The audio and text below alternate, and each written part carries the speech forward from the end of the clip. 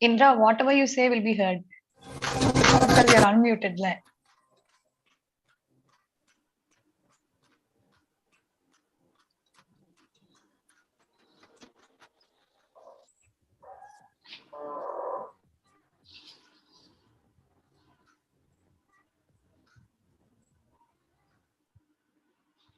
Yes, good morning and welcome you all for another edition of Online Anaesthesia Postgraduate Teaching Program on Zoom platform.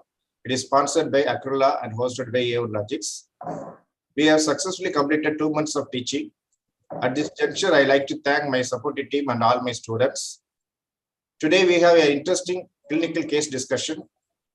Cardiac patient coming for non-cardiac surgery. We have 2 examiners, Dr. Kirubanand from CMC Vellore and Dr. Sripriya from AIMS Mangalagiri.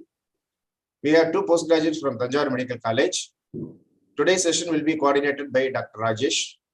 With a small introduction, I hand over the session to Dr. Rajesh. Dr. Rajesh, over to you, sir. Sir, very good morning, sir. And good morning, very good morning and good morning, one and all. So today this is the second in our online teaching program. This is our second critical case discussion. This is related to a cardiac patient coming for non-cardiac surgery. The first session will be related to preoperative evaluation and optimization, and the second session will be a patient getting posted for hip surgery, hip replacement surgery, a cardiac patient. And we have 2 eminent moderators for this session.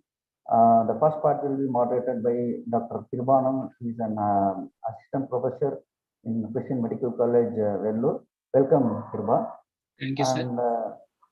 the second session will be like the patient with hip problem, like a neck of femur fracture or avascular necrosis, posted for hip replacement surgery, either hemiarthroplasty or THR, how to do the case. So that will be moderated by Dr. Sripriya from AIMS Mangalagiri. Welcome, madam. Thank you, sir. The initial session will be a case presentation by 2 postgraduates from Tanjore Medical College, Dr. Sripriya, Dr. Subhashri and Dr. Indra Gandhi. Welcome, postgraduates. So we will start with the clinical case discussion, clinical presentation first, followed by preoperative evaluation and optimization, and then and how to do a case of hip replacement. Indra Gandhi, you can start with that.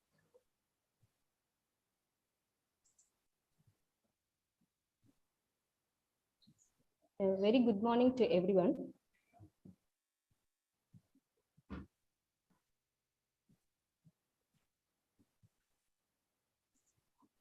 I'm going to present a case on ischemic heart disease for total hip replacement. 65 years old male, former by occupation, coming from Ariyalur district, presented with a chief complaint of history of difficulty in walking for 1 month, history of left hip pain for 1 month, history of presenting illness, history of RTA on 14/1/2022, not associated with head injury, loss of consciousness, ear, nose, throat bleeding, vomiting, and history of sustained closed leg, left leg injury, no history of any other external injury following road traffic accident. History of difficulty in walking for past 1 month, and history of left hip pain, which is dull aching, aggravated on moving, relieved at rest for past 1 month. No history of pain and swelling in the other small or large joint. There's no history of chest pain, palpitation, leg swelling, abdominal distension, dyspnea on exertion, decreased urine output.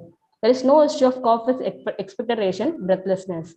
Before road traffic accident, he was able to do all his daily activities without discomfort. Past history.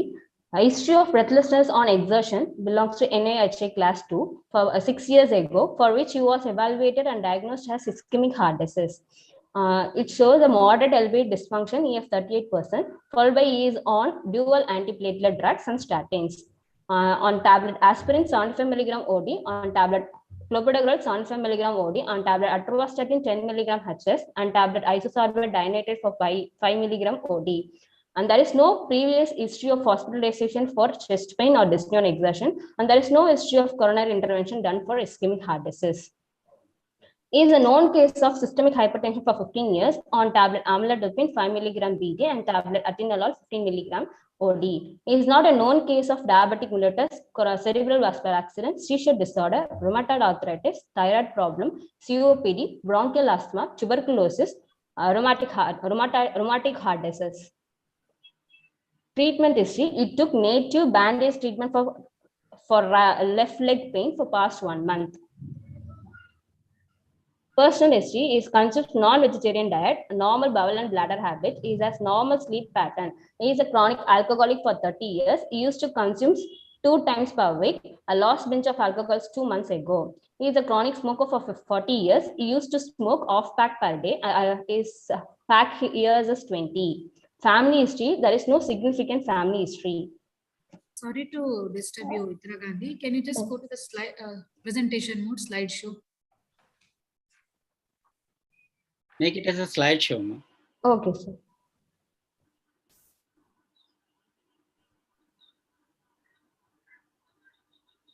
So you completed your history. Yeah. Yes, that's not going. Yes, sir. Yeah, it will come. Yes. So you completed your history presentation. So what are the, can you summarize whatever you presented as a history? Okay, sir. A 65 years old male, smoker, alcoholic, and known hypertension and systemic coronary heart disease with mild LV dysfunction, previous history of NaOHA2, and history of RTA for 1 month ago, followed by history of right leg pain. And after RTA, patient was bedridden, sir. So we are probably dealing with cardiovascular assistance, sir. So he is a hypertensive also. For how long you say? He is 15 years, sir. So 15-year hypertensive patient had a dyspnea and exertion of grade 2, which was before 1 month he had the dyspnea, and after RTA he is now bedridden, right? Yes, sir. So, and he had a coronary incident, probably acute coronary syndrome. How long back? 6 years ago, sir. History of dyspnea and exertion, for which he was evaluated and diagnosed as a CAD, sir. So it's a CAD, and can you name it as acute coronary syndrome, or it is just a chronic stable angina? So what's the type of incident occurred that time? Probably chronic stable angina, sir, because patient doesn't give a history of hospitalization, sir. And only is. Yeah, Yes, we can clearly say that he had a NVHA dyspnea and exertion, which is an angina equivalent, which increased in frequency, and he went to hospital for that. Yes, sir. Yes, sir. Increased, it might be either unstable angina or NSTEMI, but definitely not a STEMI because there is no coronary intervention. Yes, sir. Yes, so sir. Probably an unstable angina or an NSTEMI. He suffered some 8 years back, right? 6 years ago, sir. And that time they did an echo. He had a low ejection fraction. Yes, sir. And, you said it's a mild LV dysfunction. Is it a mild or a moderate or severe? It's moderate, sir. 38%, sir. 30 to 40% is moderate, sir. So what kind of patient we are dealing with now? We are dealing with CAD with LV dysfunction patient, sir. He's an elderly patient, first of all. Yes, elderly patient, a smoker and alcoholic, systemic hypertension and known CAD with moderate LV dysfunction case, sir, without symptom of congestive cardiac failure. Symptoms. So there are high risk for major adverse cardiac event for him, even if he undergo minus. Correct? Yes, sir. Yeah. Okay. Go ahead with the examination. No? General examination. I would, in the history, I would like to ask you, how do you do that NYHA classification? Yeah. Yeah. Can you explain it, Indira Gandhi? Yes, sir. There are 4 classes, ma'am. A patient able to do its normal day-to-day daily activities like climbing upstairs, walking down, climbing downstairs, or gardening, reaping. With this, we can calculate the METs, ma'am. If it is METs 4, now patient able to reaping and gardening. Don't confuse it with METs. They are asking what is NVHA classification. There are 4 classifications. So, is precipitated by which activity the dyspnea is getting precipitated? Ordinary physical activity, sir. Like patient with ordinary physical, a patient no symptom with ordinary physical activity. That symptoms like palpitation, angina, dyspnea. He is having dyspnea. So it is grade 2. If even with the ordinary physical activity is developing dyspnea, means it is grade 3, correct? Yes, sir. So is it okay, ma'am, or you need some more explanation? There is a slight limitation of physical activity, then we can consider it as grade 2, isn't it? Yeah. Yes, ma'am. Right. No exertion. And we should have his angina grading. What was his the intensity of pain that time when he had that episode 6 years back?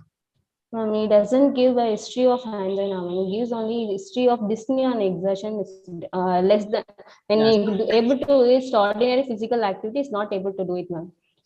So dyspnea exertion can be considered as an angina equivalent. Not always patient present with chest pain like tightness. Typical angina symptoms may not be there. So this dyspnea exertion is considered as an equivalent of angina. So this we can grade this only by NHA, not by Canadian scale of angina. So I think this is okay if the patient is present with dyspnea rather than chest discomfort. Chest discomfort. And in acute coronary syndrome, do you consider only STEMI as an acute coronary syndrome? No, ma'am. All STEMI come under? it divides into STEMI, end-STEMI, and unstable angina, ma'am. The 3 components is there, ma'am. Okay. In a patient who is coming with IHT, the majority of the whatever information you have to gather is at the level of history itself, isn't it? Yes, ma'am. Other information is what you're going to get from the from examination, and some more you'll get at the level of the investigation. So, one thing is you should not use terminology like NYHA grade and all in the history. It should be in the patient's own words. Okay. Okay. You have told about the other injuries. You have excluded other injuries due to the fall. Yes, ma'am. Any antecedent events to the fall before? Is there anything else that has triggered this fall? Would you like to know that? Syncopal attack or faint. Because patient is elderly patient may fall.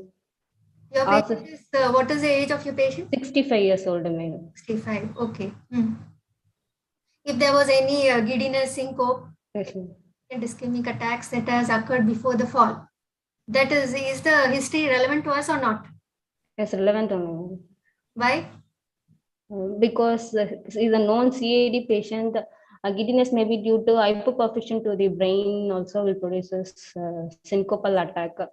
So obviously, if there is something that is precedent to the injury, it means the risk stratification is going to be in a higher grade, isn't it? Yes, ma'am. Okay.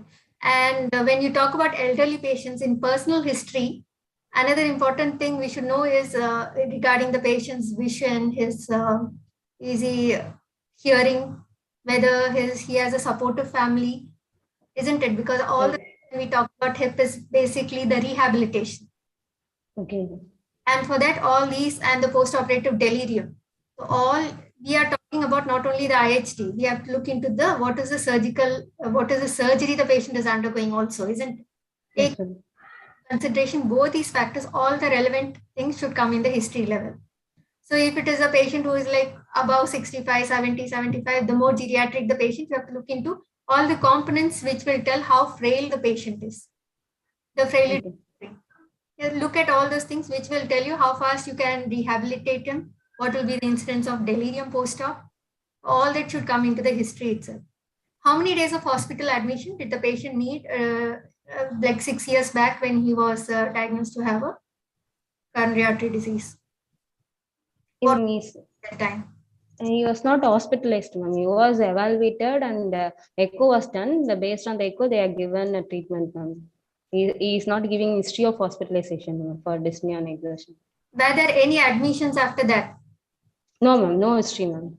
So after his treatment, what is his now? What is the present status of his meds before injury? Before injury, he is able to do his daily routine activities, ma'am, without discomfort on regular treatment. Can you say it in terms of meds? More than 4 meds. What do you mean by that? He is able to climb 2 flight of stairs. Yeah, or walk 2 blocks at least. In our, you can say it's a flight of stairs is a good term. So, so what ma'am say is that one important thing is that we missed out is frailty. So what is the implication of frailty in post-op delirium is very important, that to elderly patient, that to for ortho surgery, because they are long-term bedridden. So how will you calculate frailty and what is a frailty?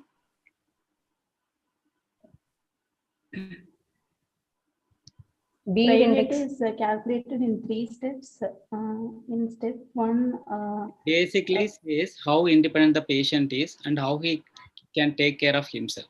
Okay, so if he is a dependent on others for his even routine as like bathroom activities also, then the frailty risk is high and they are more prone for delirium in post-op. Especially GA causes more delirium in these patients. Even it's associated with regional also, but it has a important implication in post-operative morbidity and mortality, especially in a patient with cardiac comorbidity also.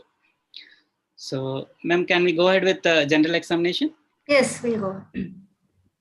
general examination. Patient was comfortable at rest, conscious, oriented, afebrile, no pallor, no cyanosis, no generalized lymphadenopathy, no clubbing, no pedal edema. Pedal edema present in the right leg, moderately built, undernourished, warm peripherals. Weight was 55 kgs and height 170 centimeters. BMI was 19.03 kilogram per meter square.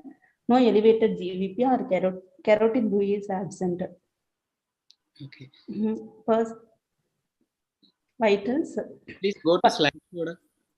You are showing it once again in the presenter. Go to the slideshow.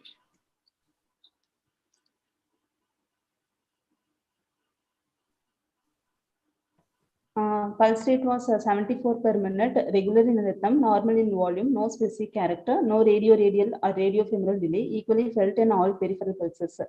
BP was 150-90 millimeters of mercury in right upper limb in supine position and 144-86 millimeters of mercury in left upper limb in supine position. Respiratory rate was 16 per minute, abdominal thoracic type. Saturation was 98% on room air. Airway examination, mouth opening. Sorry to interrupt. So in that examination, you said that there is a swelling in the right leg, right? Yes. There is a history of trauma to the left leg, right?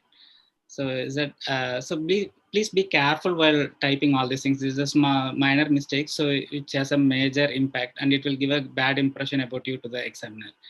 Okay.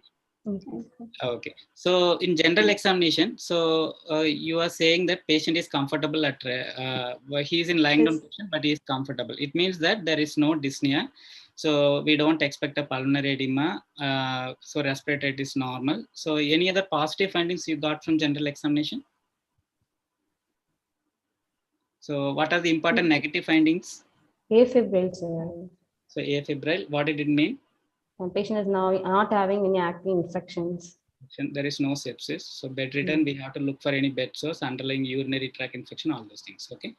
So so there is a only pedal edema, that is only positive sign, which is in the injured leg. Yes, injured leg. So it has nothing to do with the cardiac. If it is a cardiac disease causing edema, it should be bilateral. In a lying down patient, it will be more ascites rather than the edema. Correct? Yes, sir. Yeah. So you mentioned about carotid bruit. Why it is important in this patient? If cardiac is so elderly patient, atherosclerosis is more prone in this case. So common carotid artery is also it's narrow. It's get narrowed due to atherosclerosis. Carotid stenosis is most common association with all the coronary artery disease. But if the absence of carotid bruit doesn't rule out the carotid artery stenosis. If the stenosis is severe, if it's more than a 90%, you won't get any bruit. So, but it's always a good practice to look for the carotid and look for the bruit. Okay. So they won't tolerate much hypertension in this patient. And his BPs are little higher side. So it's not well controlled. Though heart rate is good control. So BP is on the little higher side. So, okay. In the pulse, in the examination of pulse, have you missed anything?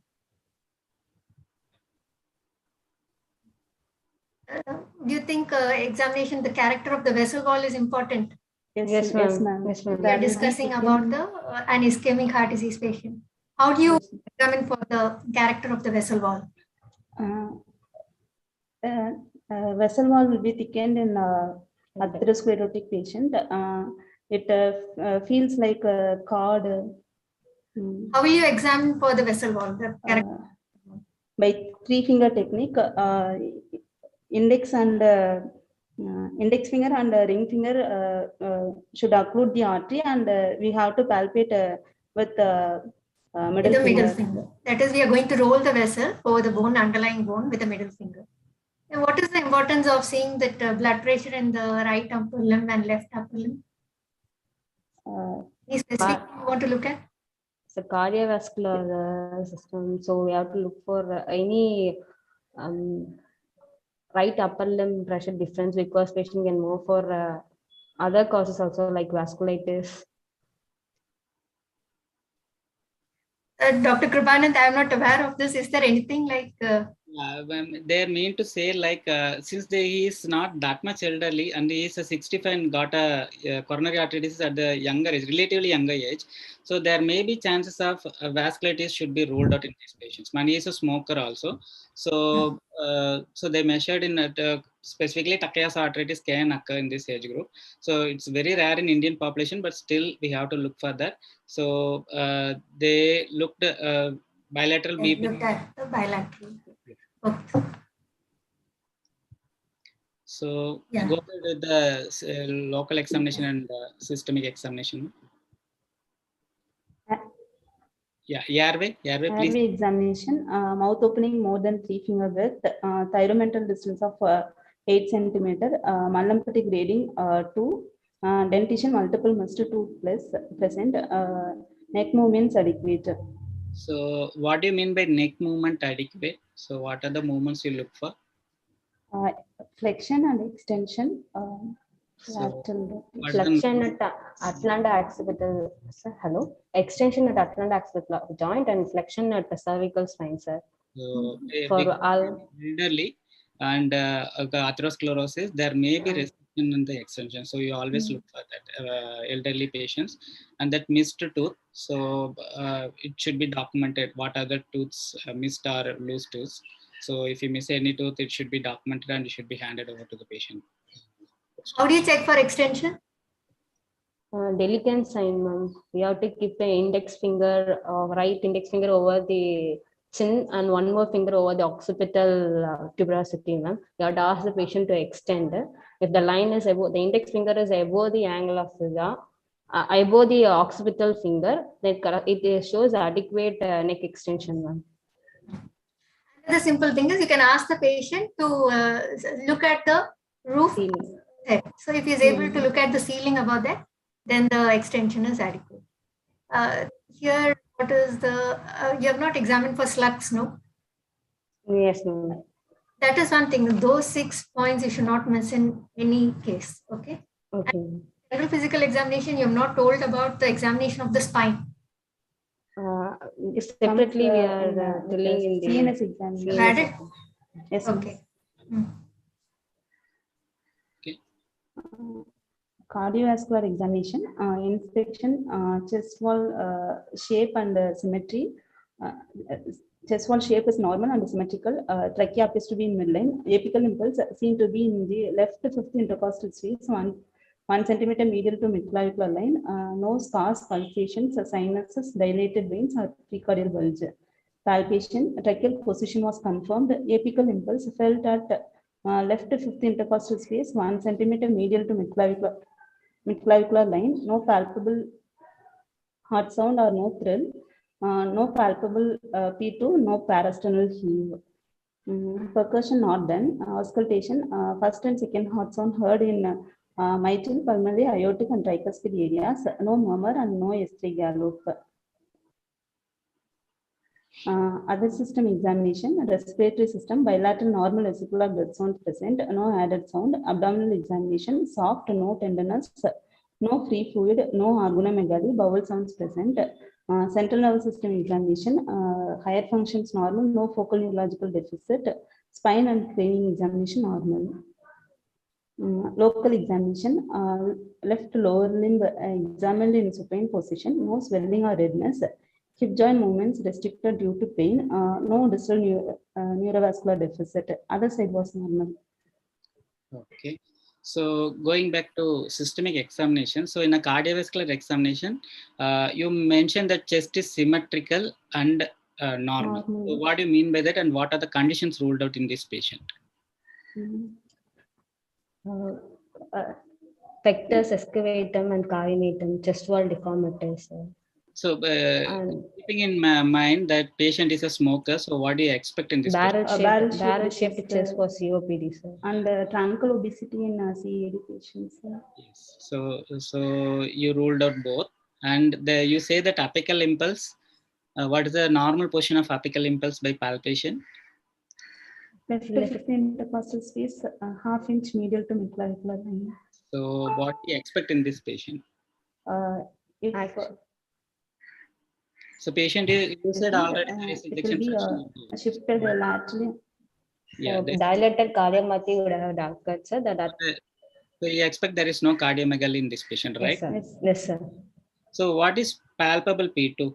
And there is no parasternal heavy you mentioned. What do you rule out by this? Pulmonary hypertension Why do you cause expect pulmonary palpable hypertension in this patient? So he is an elderly, 65 years old male. So chronic smoker. Yeah.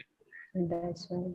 Okay, and he is a bedridden. So Yes, for 1 month, so there may be chances of pulmonary embolism, and there can be chronic pulmonary thromboembolic events, so which may lead to RV failure. So that is ruled out by this examination. Okay. So another, can you go to the next slide? So S1, S2 here in all area. So you have to mention which sound is louder in which area. So, okay.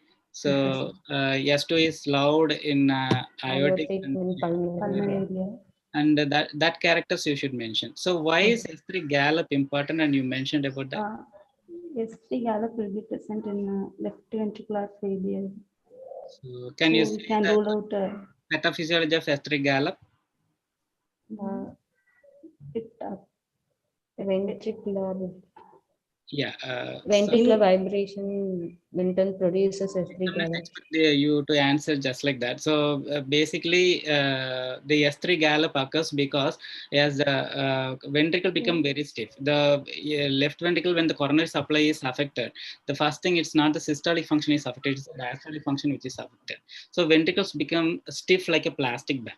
So once the mitral valve opens, blood just gushes in, but the ventricle is not dilating. It just go and hit the wall and turn back. So it creates some kind of mumbling sound. So that is here as S3 gallop.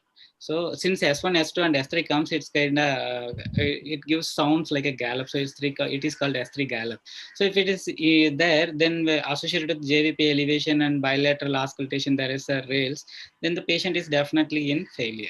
So it is a contraindication for any active elective intervention in this patient, right? Yes, sir. So you said it's a pulse palpation, it is a regular. So what are the things you ruled out in this patient? Atrial fibrillation. So you don't say it's a atrial fibrillation. So it's a regular. Yeah. So you say that it's probably a sinus rhythm. Yes, sir. So mostly the sinus rhythm used to be regular, and any SVT also can be regular, but the rate will be very higher. Okay, sir. So since this patient is also elderly, do you expect any other rhythm abnormalities in this patient? What is sixth sinus syndrome? Bradycardia, sir. So SA no dysfunction. That condition is also ruled out. Okay. Okay. So can you one of you summarize what are the positive and important negative findings from your history and examination? 65 years old male patient, a non-smoker and CAD without signs and symptoms of heart failure, not on acute chest pain. There is a known systemic hypertension on regular treatment, presented with a left hip pain following RTA. Previously, NAHA class 2 breathlessness. Following RTA was bedridden. It's probably a neglected avascular necrosis of femur head, planned for elective total hip replacement, sir. So you are going to handle a elderly patient who is a smoker and a coronary artery disease patient and a hypertensive, long-term hypertensive, probably controlled, but now the BP is not well controlled, whose functional status is unknown, coming for a elevated risk surgery, correct? Yes, sir. So since basically we are dealing with the coronary artery disease, we like to discuss about the disease further. So let me share a few questions and try to answer those questions. Kirubala, before that, Yes, sir. sorry for interruption. Now, to point out to the postgraduates regarding the clinical case presentation, what has been missed in this presentation, what they have done mistake is that, as Madam pointed out, they didn't mention about airway and spine in a routine way. Even though it is a cardiovascular system discussion, postgraduates are expected to present the airway and spine examination in the proper way as if in a protocol basis. And they didn't elaborate much over the functional capacity as slightly pointed out. And as you told, the swelling, that change in the right leg and the left leg confusion. So those things has to be taken very carefully by the all postgraduates, because there are a lot of postgraduates who are watching, all exam going PGs. So they have to be very careful in that. And one more thing which we have to get ready always is that getting ready for the question why. Whenever you put up some statements, the next question is from the examiner will be why. So you should have some answers for that question, like why you are measuring BP there, why you are measuring pulse there. So that type of questions are routine questions. So all postgraduates should be ready for such questions. And today we have got answers for all the questions. Yes, but you can start with your session on preoperative evaluation regarding this patient who is with the avascular necrosis, avascular necrosis of femur head for total repeat. So what are all will you examine during spine examination? You didn't tell us your spine examination, no? Is there any kyphosis or scoliosis Okay. in inspection?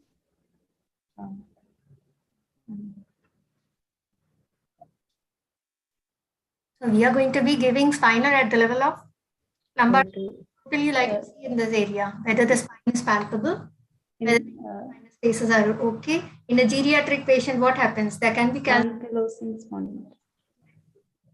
Yeah, that you have said about in the airway examination. You said okay. Yeah, what about the infection at the site? Absolute concentration. Yes, ma'am. It's a contraindication. Yes, ma'am. Contraindication. In geriatric patients, there can be supraspinous and interspinous ligaments calcification. Would you like to have a look at it? Is there edema? Like previously mentioned, if the patient had been chronically bedridden, then you should have a look at the edema and any source, bed source, and those things present. Okay. Yeah. Shall I go ahead with the discussion, sir? Yeah. Tejas, can you explain what is the blood supply of the heart and various factors determining myocardial oxygen supply and demand? Blood supply of heart is by right coronary and left coronary artery, sir. Right coronary artery supplies right atrium, right ventricle, SN node around 55% and AV node. And left main coronary artery is divided into left circumflex coronary artery and left anterior descending coronary artery. Left anterior descending coronary artery supplies left ventricular anterior wall and anterior two-thirds of interventricular septum and LV apex and right anterior aspect of right ventricle. And left circumflex coronary artery supplies right atrium, left atrium, AV node, sir. Okay. So, in order to clearly explain the coronary anatomy, so as the left main coronary artery comes out of the aorta, it divides into LAD, left anterior descending artery, and left circumflex artery. So left anterior descending artery gives rise to diagonal branches which supply the anterior wall, which already you said, and the septal branches which penetrate to the septum and supply the anterior two-thirds of the interventricular septum. So the circumflex artery continues into the AV groove and comes in the posterior part, and it supplies the lateral wall of the left ventricle, and also anterolateral and infralateral part of the left ventricle also. Sometimes if it is a left dominant, it will continue as a PDA in the posterior interventricular groove. While right coronary artery arises from the aorta and grows in the travel in the AV groove, it supplies the acute ventricular branches, acute marginal branches, which supply the free wall of the right ventricle. And if right circulation is the dominant, it continues in the AV groove and continues as a PDR, posterior descending artery in the interventricular groove, thus supplying the posterior one-third of the interventricular septum. So the branches of circumflex arteries, important branches are the obtuse marginal. And as you said, SA node receives 50% supply from the RCA and 50 from the circumflex artery. So in any patient with RCA occlusion, they may present with sinus bradycardia instead of acute chest pain also. So, okay. So this is what you already said. So just this is the echocardiographic view. Because when we go for we view the echo, we should know which valve is affected and so which vessel is affected. So this is the transthoracic view, 4-chamber, 2-chamber, long axis, base and mid and apical short axis views are given here. So we can clearly see that this is the anterolateral valve, which is supplied by anterolateral circumflex artery, while the anterior and anteroseptal valve of the LV is supplied by the LAD territory. While inferior part of the septum or inferior wall, both are supplied by inferior part of the septum and inferior wall is supplied by the right coronary artery. This can be clearly explained in the short axis views. So this is the anterior wall, this is the inferior wall, this is the septum, this is the lateral wall. So this part is contributed by the LAD predominantly, and the inferior part is supplied mainly by the right coronary artery. Okay, while the lateral part predominantly by the circumflex artery, while right ventricle is free wall is supplied by right coronary artery. I hope it explains. When you see next time, if you see the regional wall motion abnormality, you should be able to tell which vessel is occluded. Okay, so that it is easy for us to monitor which lead to be monitored intraoperatively to look for any acute MI in perioperative period. So to give few more idea about the coronary vessels, there are 3 types of vessels. One is the conductant vessels, resistance vessels, and the veins. So we can see whatever coronary intervention are done only to the epicardial vessel. These are the conductance vessels. So in case there is a stenosis in these vessels, so and accidentally if you dilate all the vessels, so what happens is that there is a ischemic region here which is already excessively dilated. When you dilate other constricted vessels by arterial and arteriolar dilators such as dipyramidinol, so the blood supply predominantly goes to here and the blood gets stilled from here. This is called coronary still, which has a very important application in the perioperative management, which we'll discuss later. So can you explain the various determinants of O2 supply and O2 demand? Oxygen supply is by arterial oxygen content, sir. And it predominantly involves hemoglobin and coronary blood flow, sir. And oxygen demands is predominantly by contractile state of myocardium and heart rate and wall tension, sir. Okay, so you have written terms like afterload and preload. May I know what is that? Preload is the amount of blood that is present in the left ventricle at the end of a diastole, sir. So Afterload is excuse me. If preload is too much, what happens to the subendocardial blood supply? It gets compromised. So preload should not be high. At the same time, it should not be too low. So if it is too low, what happens? Output will be reduced. Cardiac output will be reduced. So what is this afterload? It's a tension or aortic resistance again which left ventricle has to contract, sir. So determines the force of contraction of the LV. In turn, it determines the oxygen demand, energy expenditure needed for the left ventricle. So you will target either to keep the afterload high or low in these patients. Low.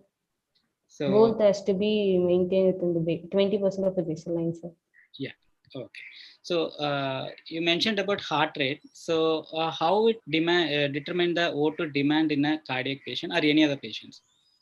Increase in heart rate will leads to decreased length of diastole, sir. Thereby it decreases the coronary perfusion pressure. So you mean so how in which phase of cardiac cycle blood supply reaches the myocardium most? Diastole, sir. So why not in the systole? Because epicardial coronary also will contract during systole, sir.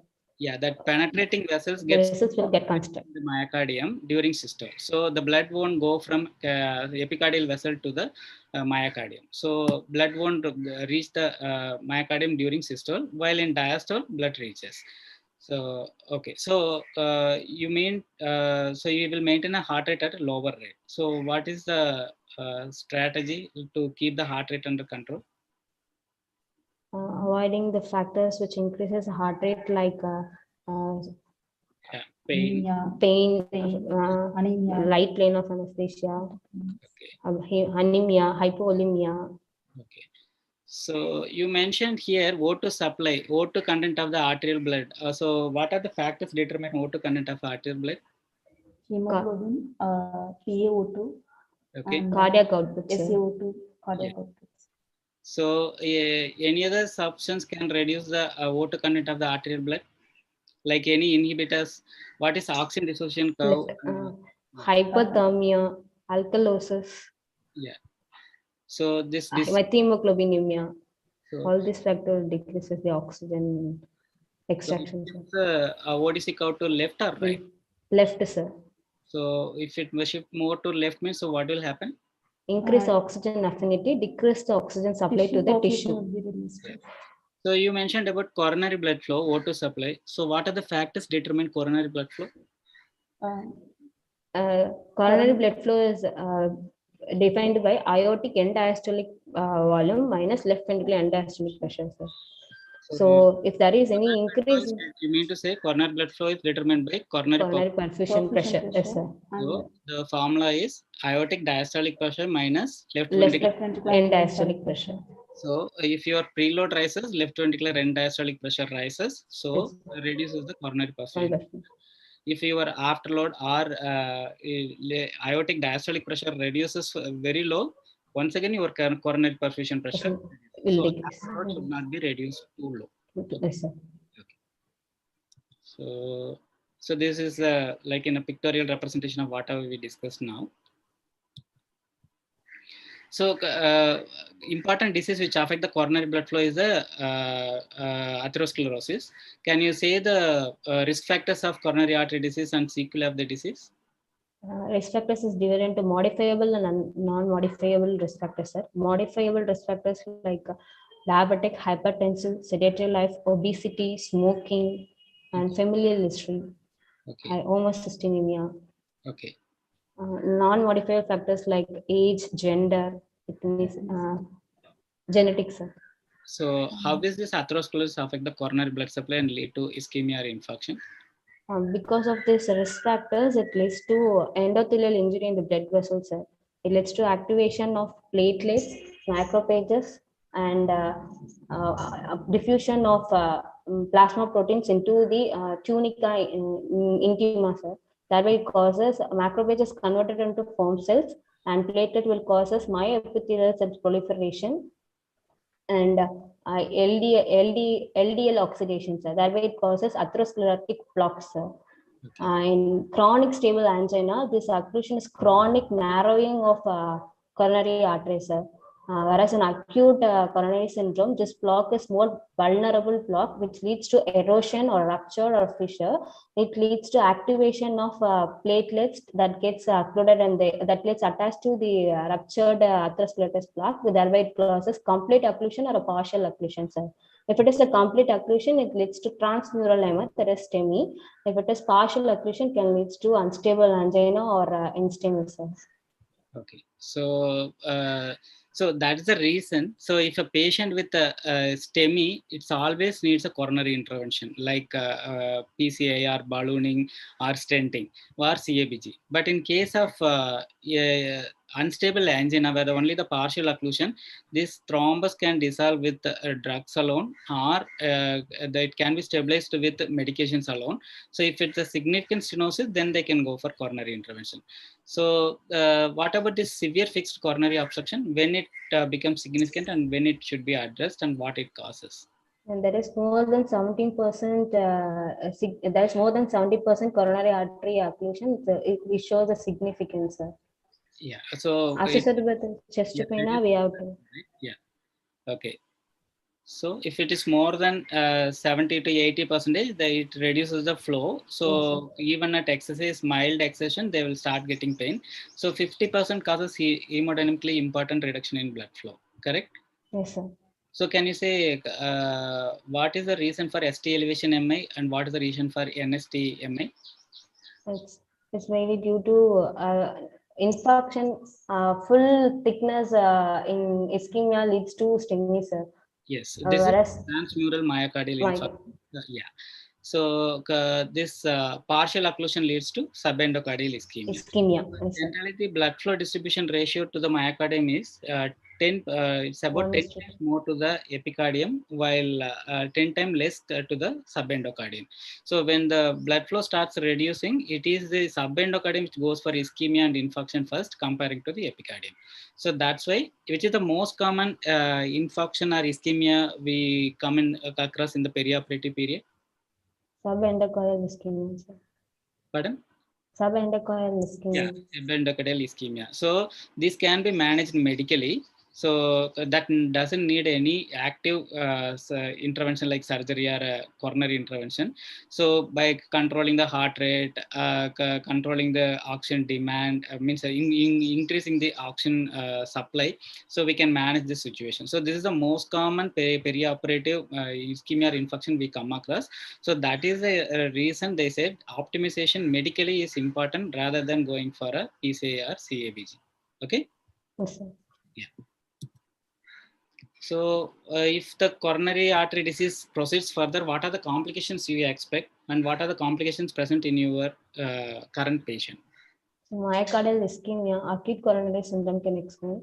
Then it leads to arrhythmias, pericarditis or pericardial effusion, or mitral regurgitation due to papillary muscle rupture, or can be a ventricular septal rupture, or a free wall of left ventricle get rupture, leads to cardiac tamponade, or patient go for LV dysfunction, or leads to cardiac mural thrombus or stroke, or patient can go for ischemic cardiomyopathy and heart failure and sudden cardiac death, sir.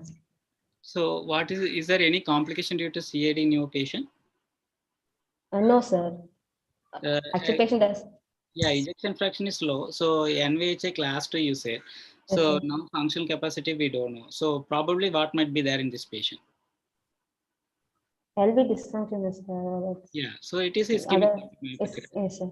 So ejection fraction is reduced due to ischemia or infarction, we don't know. So the patient might have a ischemic cardiomyopathy, and mitral regurgitation status we don't know. So we have to look into echo, correct? Yes, sir. So since you know your patient now, so what are your goal in a preoperative evaluation in patients with ischemic heart disease? Since the patient is known known CAD, sir, I want to go for function severity of the disease, sir, and functional limitation, and the patient on taking a tablets and prior investigation I want to look into, sir. Whether this patient need any pre-operative specialist testing or consultation needed or not, and any risk factors which can be reduced pre-operatively for this patient, I have to look into for that, and I have to reduce it, sir. So you know that this patient is ischemic heart disease. So how severe is the ischemic heart disease in this patient? It's not patient is not in failure. Yeah. Normal sinus rhythm. Yeah. It's now bedridden, so we cannot assess the medicine. So it is not a very severe disease, but manageable. And so we need further additional evaluation to be done. So which we will discuss in the investigations part. So we will manage accordingly to reduce the perioperative morbidity in this patient. Okay. Okay. So what are the signs and symptoms of a coronary artery disease, and how you grade the severity of the symptoms? Patient usually have angina, sir. Okay. So and dyspnea. Angina classification is based on Canadian Cardiovascular Society, sir. What is angina? Explain angina. Angina is a retrosternal discomfort or a pain or a band-like sensation or squeezing sensation which lasts for 5 to 15 minutes, usually radiating to C8 to T4 dermatom below the angle of mandible above the epigastric region, and usually aggravated on physical exertion, cold weather or emotional stress, usually relieved by rest or nightites, sir. Okay. So what is this Canadian scale?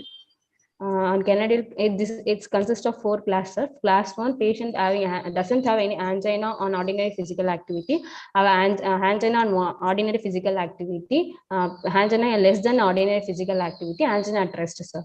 So a patient with angina of scale 2 for the past 6 months. So last 1 month he had the angina scale of 3 and it increased to 4. So what it implies to you?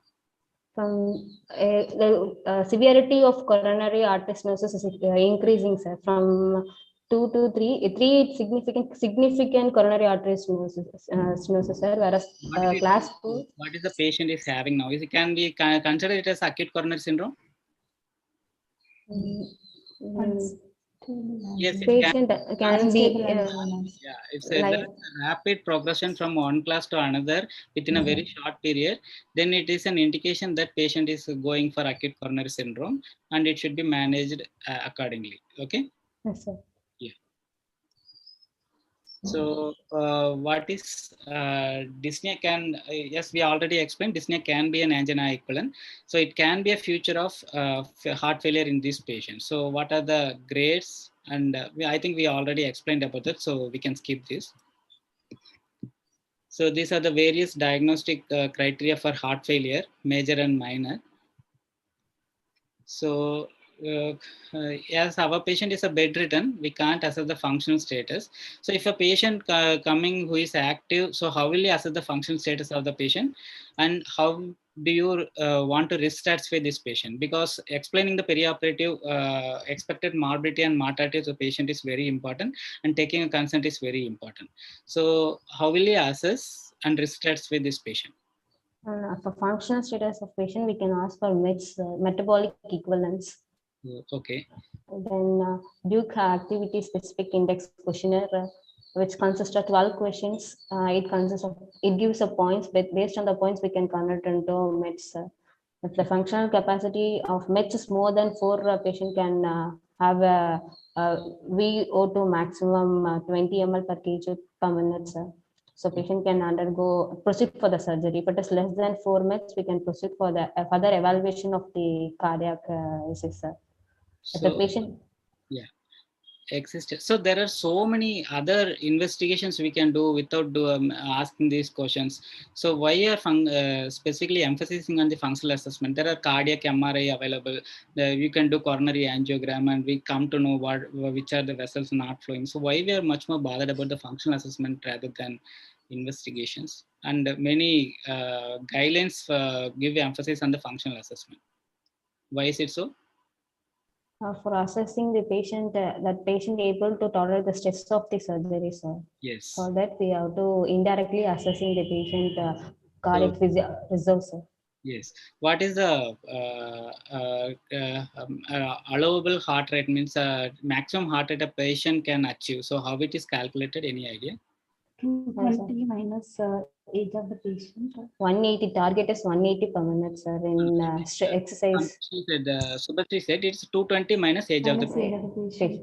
So if the patient is able to achieve this heart rate without any coronary events, then it means that patient can undergo any major stress without any coronary problems. Okay, so the risk of perioperative MACE is very less in this patient. So that is the reason we are much more bothered about the functional assessment. So since your patient is bedridden, how will you assess the functional status of this patient? So is there any other alternative strategy? Pharmacological stress test can be done, sir. Pharmacological stress echo can be done, or stress MRI can be done. Yeah. How do you do that? Any idea used? Bruce protocol can be followed for stress echocardiogram, sir. Yeah, but using treadmill based. So what is the drug used for stress echocardiography in a pharmacological stress echocardiography? Dobutamine, adenosine dipyridamole can be used, sir. So dobutamine is the most commonly used. So, a few words about the dobutamine stress test, because few anesthetists might ask. So we will start at 5 mics per kg per minute of dobutamine, and every 3 minutes we will increase the dose up to 10, 12, 15, 20 mics per kg per minute. So till we reach the heart rate of the target heart rate, like 85% of the maximum heart rate for that patient's age. So if you are not able to achieve that, we can use atropine also. So we can follow the ECG and imaging like echocardiography. So we can document how the heart is behaving. Is there any new onset regional wall motion abnormality? And we can get an idea how much of myocardium is under ischemic stress if the patient undergo surgery. Okay. Yeah. So this is your METS and Duke activity specific index questionnaire. So I think everybody knows this. We can skip this. So what is this? How will you risk stratify this patient? So you have to take a consent and you have to tell the patient you have this much percentage of chance of heart failure or bad outcome out of the surgery. So how will you say? The revised Goldman cardiac risk index, sir. There are risk cardiac indexes is there, sir. Yeah. So this revised is Lee's cardiac index, right? Yes, sir. Revised Lee cardiac index.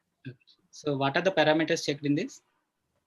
Patient, the type of surgery, sir. Whether the patient is having ischemic heart disease, history of congestive cardiac failure, or cerebrovascular accident, or diabetic mellitus, or requiring insulin, or serum creatinine more than 2 milligram per deciliter. There are 6 parameters. Each one has gives 1 point, sir. Okay. So when you say it is a low risk, intermediate risk, high risk, so what is the guideline now? How will you divide them? It's based on AHA guidelines. If a patient is having 0 or 1 risk factors, comes under low risk, less than 1%. If it is 2 or more clinical risk factor, the patient is considered as elevated risk, more than 1%, sir. Okay. The term of moderate and high risk are abolished now. Only elevated risk is there. Okay. So is there any other methods to risk stratify? Only RCRI is available or any other methods available? All Any the criteria like Goldman cardiac index and that got revised into Lee's cardiac index. So anything else? NQSIP, sir. National Quality Surgical Improving Programming for Risk Calculator, sir. And MICA. Yeah. Myocardial infarction and cardiac arrest surgical risk calculators. Okay, these are online calculators.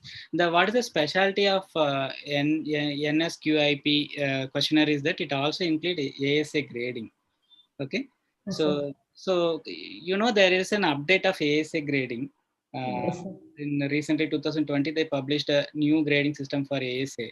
So can you say which grade our patient comes in? It's a ASA, which grade? ASA 1, 2, 3, 4, 5, 6.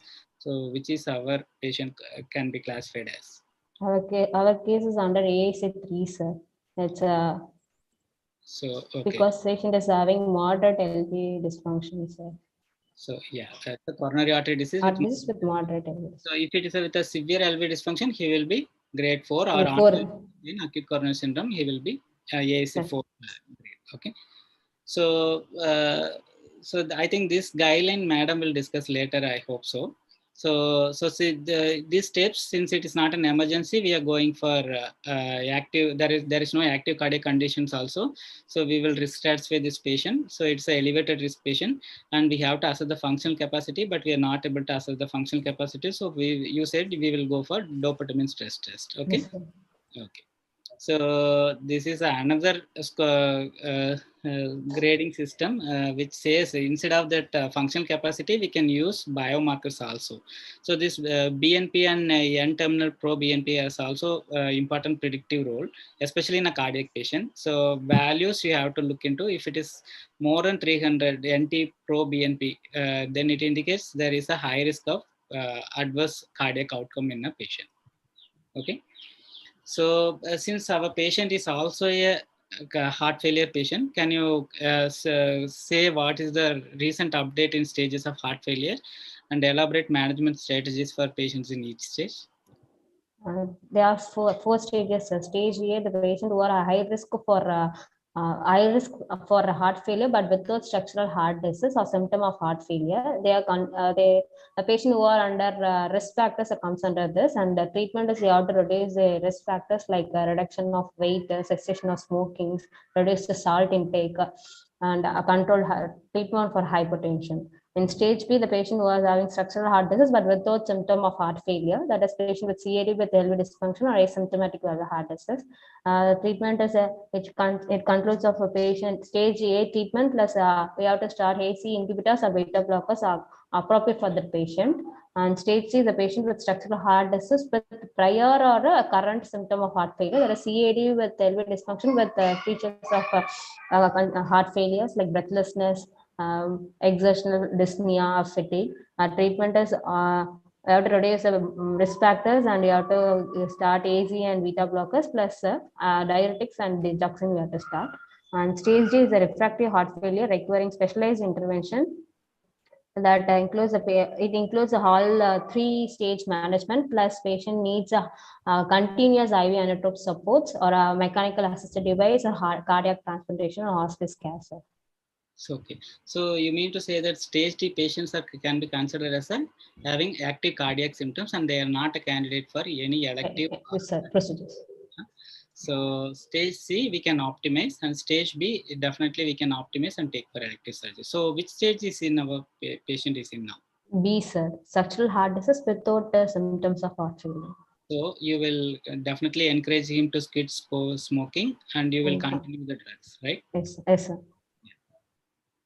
So in this patient, what are the investigations you will order to reduce the perioperative adverse outcomes? I will look for hemoglobin, sir. No, first you have to say the investigations which will support your diagnosis, like X-ray, hip, or whatever, and then for the cardiac situation. Okay, so first go in that order. I want to confirm my diagnosis by taking X-ray, left hip, AP, and lateral view, sir. Then I go for a cardiac evaluation, like ECG. Apart from routine investigation, I go for a ECG and echocardiogram, sir, and X-ray. Okay, so ECG, what do you expect in this patient? Since the patient is having more LV dysfunction, no CAD, I will look for any old MI features like Q wave and leads. In if it is a right coronary artery stenosis or inferior wall MI, I look for a Q wave in lead 2, 3 AVF, sir. Okay, so lead 2, 3 AVF, which valve it indicate? Like where do you expect regional valve motion abnormality in the heart when there is a abnormality in these leads? Right coronary artery, it indicates it's predominantly in the inferior wall, sir. Inferior wall or infralateral. So, okay. So, for lateral or anterolateral and high anterolateral, which are the leads you will look for? One AVL, V5, V6. Yes. Okay. So, for anteroseptal valve, which are the leads you will look into? V1, V2, sir. Yeah, V1 is more of a right sided. So V2, V3 can V4. V3, V4 to V4. Okay. So ECG you read, and you will look for the rhythm also. What do you expect if there is a scar in the myocardium? So what do you expect? Q wave, sir. Yeah. ECG pathological Q wave will be seen. Any ectopics can be there. Ventricular ectopics, like called VPCs, can be there. Okay. So what are the types of VPCs you know? Monomorphic and polymorphic. Yes, you can loud. Subhasri, you can talk loud. We are not able to hear you. Monomorphic and polymorphic. Yeah, okay. So if there is a monomorphic PVC, so what did it indicate? Non-systemic. It can be VT, sir. No, this PVCs can go to the scar tissue. So it's a scar. So it's not going to affect our outcome anyway. So if it is a polymorphic VPC, then are you concerned? Yes, sir. Yes. So what and all you will look into if there is a polymorphic VPCs? Electrolytes abnormality should be that, sir. So what are the electrolytes abnormality we expect? Potassium. Yeah, and important? Calcium also. No. Magnesium. Yeah, magnesium. So it's potassium and magnesium. So magnesium is very important for electrolyte conductivity. So if it is always associated with hypokalemia also, so both electrolytes are abnormal, we should correct it. So if there is any VPCs, you will go for serum electrolyte evaluations also. Okay. Okay. So what are the other investigations you will go for? Echocardiogram, sir. So what are things you will expect from echo? I want to look for regional valve motion abnormality and ejection fraction, sir. So, okay. Yeah. So do you look for any other thing? You said there is a systolic dysfunction. What is mean by ejection fraction? So how will you grade the systolic function? You said mild, moderate, severe already. How will you grade this severity? If the ejection fraction is less than 25%, it is severe. No. What is the normal ejection fraction? 50 to 60% is normal. Yes, sir. So what is mild LV dysfunction? 40 to 50. Yeah, 40 is mild, 30 to 40 is moderate, less than 30 is severe, sir. Low EF itself is a independent predictor of worse outcome in the perioperative period. Okay, so especially patient with EF less than 30. Okay, so there is a systolic dysfunction. Do you expect what are the two kinds of heart failure? Do you know?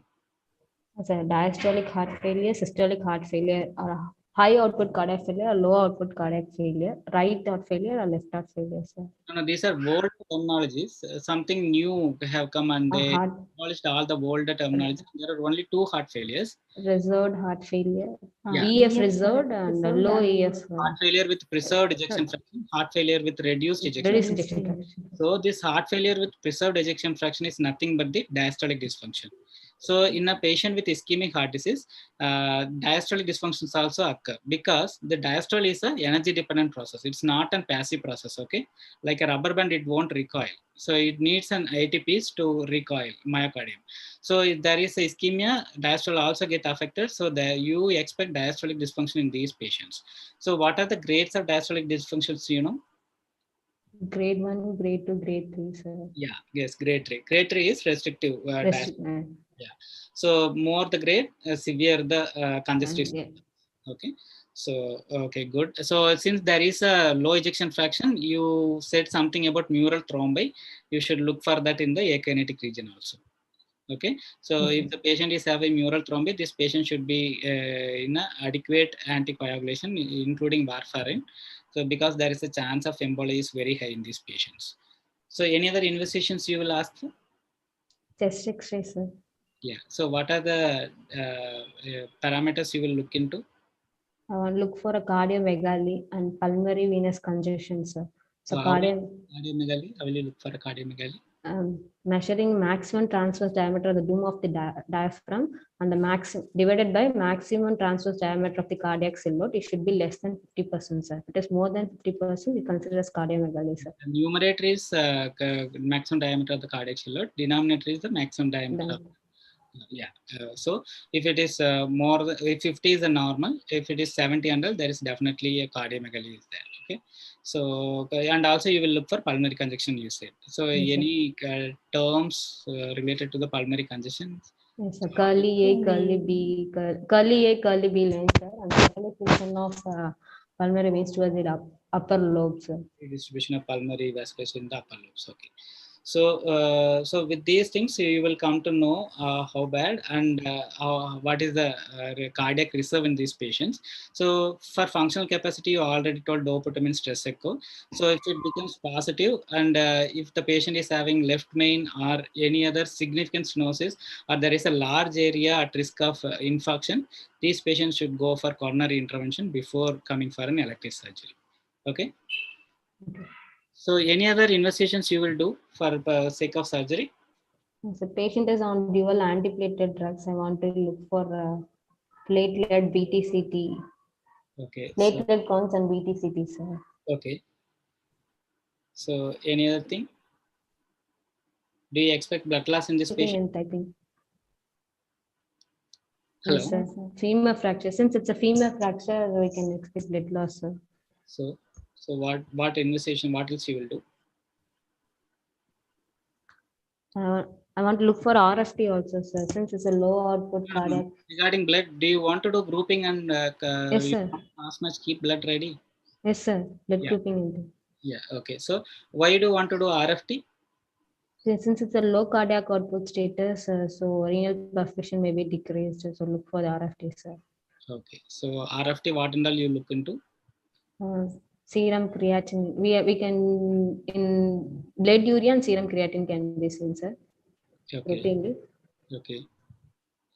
So this patient is also had a fracture. So there renal shutdown would have occurred at the time and must be recovering or might be going worse. So we have to look at that. So you mentioned as LFT. So is it necessary in this patient? No, sir. Since the patient doesn't have congestive cardiac failure features, doesn't need LFT, sir. So he had no history of liver disease also. So don't do unnecessary investigations. So LFT and all don't mention. So if you are mentioning something, you should be able to justify. Okay. Okay, sir. Okay. So patient must be on various medications. Can you explain few anti-anginal medications and how will you, whether you will continue intraoperatively or you will stop? Which are the drugs you will stop? Which are the drugs you will continue? Patient can now. This patient is on tablet nitrate, sir. Tablet isosorbate dinitrate and atenolol 50 milligrams. Sir. Okay. So we'll ask them to continue the beta blocker till the day of surgery. As per AHA guidelines 1, we can continue the beta blockers till the surgery, sir, and also in the perioperative period we can continue, sir. Okay. Nitrates also we can continue, sir. So what is the type of beta blocker you are using? So can I, is it a cardioselective or any other drugs? Cardioselective drugs, sir. So what are the drugs? Metoprolol, atenolol, bisoprolol, acebutolol. Okay. So is that only beta blockers or even labetalol, carvedilol, any other newer drugs available, alpha plus beta, much more better drugs? If the patient is asthmatic, so will you continue beta blockers, selective beta 1? We can continue, sir. We can continue. Yeah. Continue, sir. Carvedilol is good, alpha and beta blocker. Go for lesser selective beta blockers rather than going for B1 selective beta blockers. Okay, sir. So how the nitrates work? It's predominantly venodilator, sir. Okay. It releases nitric oxide and produces vasodilatation, sir. Okay. It decreases the preload as well as afterload, sir. Okay. So it doesn't cause dilatation of all vessels. So dipyridamole and hydralazine are not used for coronary dilatation because of this reason only. Okay. So thinking not used in the intraoperative period. So what about calcium channel blockers? You mentioned it. Should we use that? For rate, in Prince metal angina, we can use for relieving pain, sir. Okay. Prince metal angina. So in case where beta blockers are contraindicated, then you think of a calcium channel blocker. Otherwise, calcium channel blockers are not routinely used. Why it is not used for angina patients? And it's a myocardial depression, sir. It causes severe myocardial depression comparing to beta blockers. So if at all it have to be started, it have to be started in a titrated dose, and in intraoperative period should not be started just like that. Okay. Okay, sir. So any other newer drugs you know for rate control, which has a fewer side effects? Ivabradine, sir. Yeah, ivabradine. So what is the drug? It's a funny channel sodium blocker, sir. Okay, so it acts selectively on the SA nodes. So it's only affect the rate. Acts only when the patient is in sinus rhythm. So it is found to be lesser side effect, no myocardial suppressant activity like beta blockers. So if the patient is not on any beta blockers, we can start intraoperatively, but the problem is that it's available in the oral format only. Okay. So it's given as 5 mg. It can given as 6th hourly 5 mg, or total dose should not be more than 20 mg per day. Okay. Yes, sir. Yeah. So I think, sir, shall I continue with the other questions? Kiruba, shall we switch over to madam's this thing now? Sure. And we'll ask this antiplatelets and anticoagulants during the preparation of this patient for femur. Sure. Yeah. Sripriya, madam, can you continue from here? Yes, sir. That was a very exhaustive discussion of the pathophysiology of IHT and what all you can expect. So now I want you to concentrate on this patient and say, according to the AHA guidelines, what is it, how will you risk stratify this particular patient who is coming for arthroplasty surgery? For this particular patient, the 7 steps, you have to go through the 7 steps. Yes, sir. And you people are seeming to lose energy. Your voice become low. Can you become? First, we have to look for whether this is emergency surgery or elective surgery. Yes, what is it? We have the surgery in front of you. Yeah, it's an elective total hip replacement surgery. It's elective surgery. Yeah. And then it is the patient doesn't have any active coronary diseases, ma'am. Yes, okay, that is the step 2. And then third, revised cardiac risk stratification used a revised cardiac risk index, ma'am. This patient is having more than one elevated risk, ma'am. No, more than one. What are the risks in this patient? Only ischemic heart disease, ma'am. One is ischemic heart disease. You know that very well. Based on the serum creatinine, your risk will increase or no, isn't it? Can we increase, ma'am? Yeah, if his creatinine is 2, obviously it will come into the score. Elevated risk. risk. And it Elevated goes risk. greater than 1. Suppose Yes, it's normal, then it is a score of 1. Yes, ma'am. Are you able to hear? Yes, Breaking. Yes, ma'am. Am I audible? Yes, ma'am. Audible. So now we'll consider that his creatinine is less than 2. So TRI number of score is 1 and the risk is how much? Less than 1. 1%. No risk. What is the next step? We can proceed to function assessment, ma'am. If it is less than 1, Less than 4. If it is less than 1, we can proceed to surgery. we can proceed for surgery. Suppose If it's greater than 2.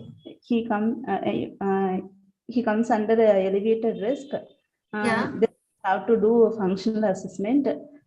If the meds is more than 4, then we can proceed to surgery. If meds is less than 4, So now I want only for our patient. You are very clear that it is more than 4. Yes, ma'am. His history? meds is more than 4. More than 4. Can proceed to surgery. Surgery. So whether his creatinine is less than 1 or more than 1, we can We proceed. can proceed to. What is the difference you will do in these 2 conditions? If it was less than 1 and more than 1, what is the difference in your management strategy that you will employ? Continuation of. Basically, you're monitoring, you're going to step up, isn't it? Yes, yes, yes, ma'am. Acceptance for surgery is there, but you should explain the additional risk to the patient and step up your monitoring accordingly. Okay. Yes. So about the risk stratification of this particular patient. The other thing was a patient is a platelet patient is on what all drugs did you say? Amlodipine, atenolol, isosorbate dinitrate, aspirin, clopidogrel, and atorvastatin. So what all drugs will you continue for an elective surgery? I will continue aspirin 75 milligram and antihypertensives. I will continue statin and I'll stop clopidogrel 5 days before surgery. Okay, how do you categorize a surgery? He is coming for a total hip replacement. How do you categorize surgeries? Intermediate risk. Intermediate It comes surgery. under Not about the intermediate risk. So now in the recent guidelines, we have taken into consideration the surgical factor as well as patient characteristics and come to a specific number of less than 1% or more than 1%. How do you categorize surgeries as urgent, emergency? If the patient's life or limb threatening, it will be considered as emergency surgery. Yes. We have Should be taken up? Less than 6 hours. Ideally, less than 1 hour. We can take up less than 6 hours. Okay. If it is an emergency surgery, we can do within from 6 hours to 24 hours. Okay. If it is an time sensitive surgery, we can wait up to 6 weeks. If it is an elective surgery, we can wait up to 1 year. So in which category does this total hip replacement fall? This is an semi-emergency surgery. No, it is not it's not a life-threatening or limb-threatening thing. We still can take time to optimize. So we can put it in the category 3 that we have to undergo the patient. Time sensitive surgery. Yes.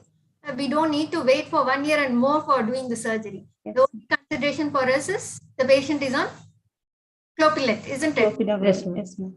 Clopidogrel. Now, all the decision you have to make is it, can we wait for how much time do you want to wait? For 5 days. 5 days. 5 days. So yeah, so you can wait for 5 days and take up the patient. Yes, So what ma'am. continue? Atorvastatin, atenolol, Aspirin, amlodipine, beta blocker. Aspirin. aspirin. Yeah, I told you atenolol. What is the other drug is on? Nitrate. Nitrates. So all these drugs you are going to continue in this patient, isn't it? Now, okay, we'll come to the intraoperative management. What are your anesthetic goals in this patient? That is this particular patient. That is, we have a 65-year-old patient with IHD with moderate LV dysfunction. The main goal is Drugs who is coming for hip replacement. What are The your main anesthetic goal is maintenance of coronary, maintenance of myocardial oxygen supply demand balance, ma'am. yes? This is achieved by increasing the myocardial oxygen supply and reducing the demand. So in terms by of avoiding- cardiac grid elements, how will you ensure that your oxygen supply and demand is properly managed?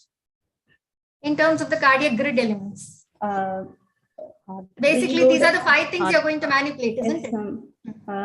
Optimal preload, Yeah. optimal afterload, and Heart rate should be under control. heart How rate, much? yeah, 60 60 to to 80. Okay. If the heart rate is less than 40, what happens? coronary blood flow, cardiac output will be reduced, ma'am. Further Yes, decrease cardiac in output is less, obviously, the coronary blood flow. perfusion also decreased. Right. Next, so you talked about the Contractility. contractility, yeah. Contractility should not be. Should not increase the myocardial contractility, ma'am. Yeah, it should be It maintained. needs to- You do it not should be want to maintained. depress it too much also. Yes. You neither want to depress it too much because your output will come down, or you do not want to increase the contractility because that It increases the oxygen demand also. oxygen demand. Okay, so you spoke about the rate, the contractility, Preload, afterload. and then pulmonary vascular resistance. How do you want to maintain it? You should not increase pulmonary vascular resistance, ma'am. Yeah, do not want to increase. So what all causes an increase in pulmonary vascular? Acidosis, hypoxia, Hypercapnia, hypercapnia, nitric oxide. Apnea and hypovolemia, all this may increase the pulmonary vascular. pulmonary vascular resistance. So again, yeah, this oxygen supply and demand, we have already discussed it prior. When we come to hemoglobin, that is oxygen content is primarily determined by hemoglobin content. What is the acceptable level of hemoglobin in this patient if you want to take up a surgery? More than 10 grams. More than 10 grams per deciliter. What will be your transfusion trigger? 10 gram. grams. If it is less than 10, you have to transfuse. Okay, the recent evidence is that you can allow even up to 8 g%, but take into consideration all the other factors also, such as what is the setup in which you are working. What is the extent of post-operative monitoring? How much of a cardiology support will you get if there is an incident in the post-operative period? So based on that, according to guidelines, it is 8 g%. So in terms of cardiac grid elements, this is what we want. We want the patient to have the heart rate to be somewhere between 60 to 80 beats per minute. The rhythm should be sinus rhythm. Any tachycardia decreases output. If there is an alteration of rhythm, like if it is an atrial fibrillation, again, the cardiac output comes down. Contractility, maintain it. Preload, maintain it. SVR. In terms of SVR, what you didn't tell me about that? SVR, how to the SVR? Should not be too much. It should be maintained. Now should be too. You should not reduce two decrease or two increase. You should not done. Ma'am. You should maintain the almost the baseline. A mild decrease is favorable because that will increase the forward flow, isn't it? Yes, So ma'am. is okay, but avoid excessive decrease. Yes. Because mean arterial pressure has to be maintained and the diastolic pressure has to be maintained. Okay, you got this in your mind clear? Preload, Yes, maintain it, and pulmonary vascular resistance, avoid an increase. So now we know any anxiety can cause an increase in heart rate and blood pressure. What are the measures you will take in this patient? Voice is breaking. Hello. Hello, ma'am. Am I not audible? Yes. Audible, ma'am. What are the anxiolytic measures? In the pre-operative day, I will give alprazolam 0.25 mg Which is one night. pre-operative night, and in the morning I will give injection midazolam for his weight of 2.5 mg IM.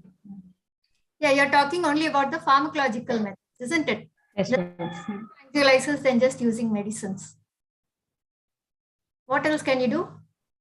Psychologically, Patient. Counsel the Explain. patient. Huh?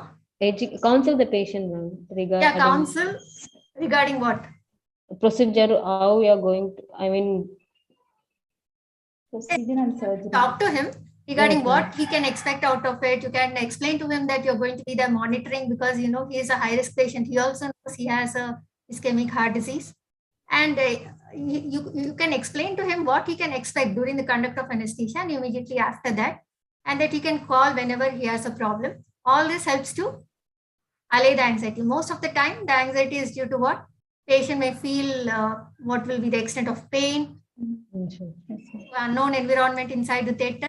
So, proper discussion with the patient is more important in allaying anxiety than just depending on the anxiolytic medications. Okay, during your pre-anesthetic visit on the day prior to surgery, what will you do? I'll get informed written high risk consent and I'll explain about NPO. How much time is the NPO order? For clear liquid 2 hours and solid food 6 hours. For heavy meals, it's 8 hours. Heavy meal 8 hours. Is this specifically important that 2 hours prior patient can take fluids? Is it especially important when you are dealing with geriatric population? Yes, ma'am. Yes, ma'am. Yes, ma'am. In geriatric patient, the lower esophageal sphincter tone will be reduced. So they are more prone for regurgitation.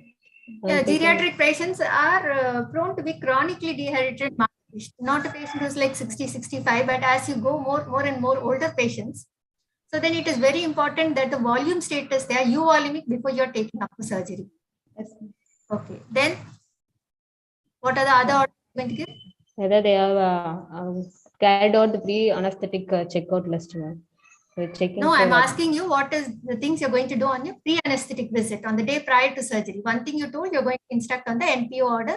Second thing is informed consent. Then adequate blood reservation.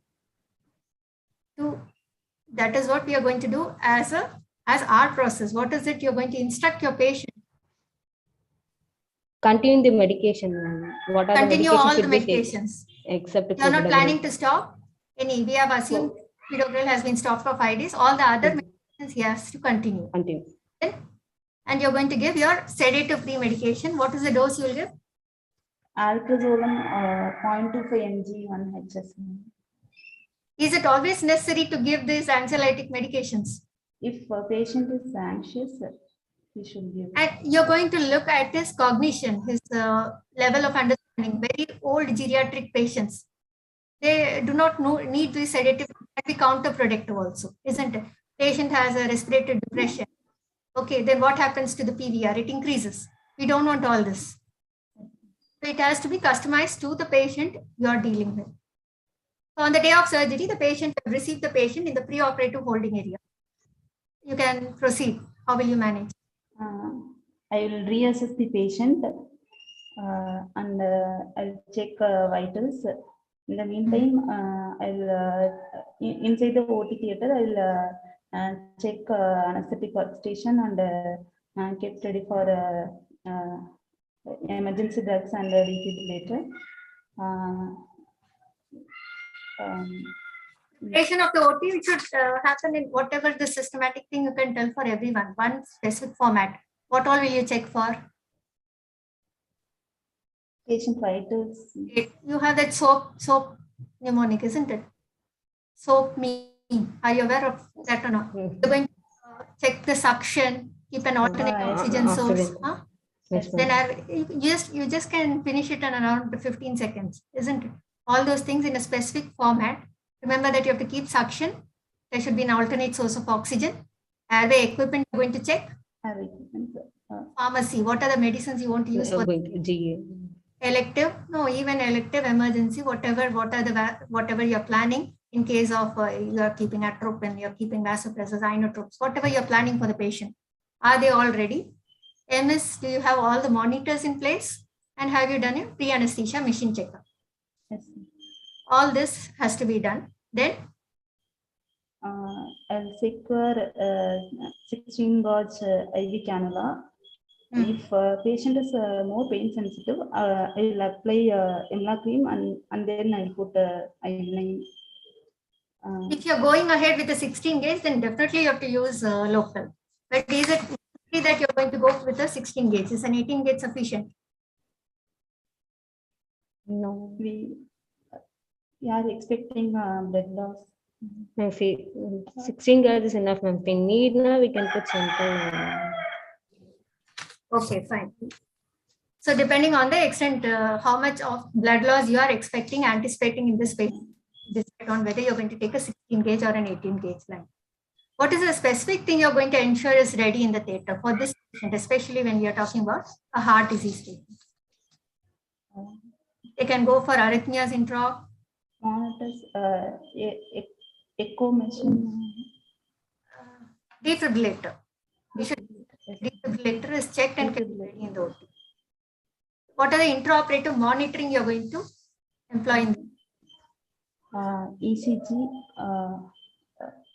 pulse oximeter, and NABP before the procedure, and after the procedure, after if I am doing epidural, after that I will put central venous catheterization and intra-arterial BP monitoring and Temperature problem. Okay. So you are saying pulse oximeter, ECG, NIBP, temperature, right? And then what did you say? Arterial blood pressure and CVP. Any other monitors? If it is GA, you can go for ETCO2 monitoring. Can't you do that if the patient is spontaneously breathing? Yeah, we can do. Yeah, We can do. We can. So capnography monitoring can be done even in patients who are not giving GA. Then the other thing is urine. You want to monitor it. Yes, ma'am. Urine output. Urine. If the patient is catheterized, suppose it all depends on the duration of surgery. If the surgeon says, I'm going to finish it in 1.5 hours, do you need a catheter? No. Won't. Because every catheter that is inside, there's an additional chance of infection. So depending on the surgery and thing, for a THF, we can still ask that the patient be catheterized. So you told about the ECG monitoring. What type of ECG monitoring you want? 5-lead ECG monitoring with lead 2 and lead 5. V5. Okay. Lead 2 and lead 5. Lead 2, you're going to monitor what? With lead 2? Rhythm. Okay. And in lead 5, we'll monitor ischemic changes. Fine. Where do you place the V5 electrode? Anterior axillary line. In which intercostal space? 6th intercostal space. Pardon? 5th intercostal space in the intercostal space. So yes, this is how we place the ECG electrodes.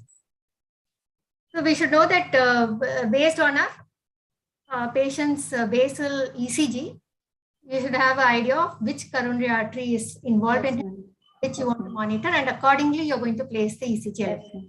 So if you think it is an LAD for him, okay, then we can go for V5.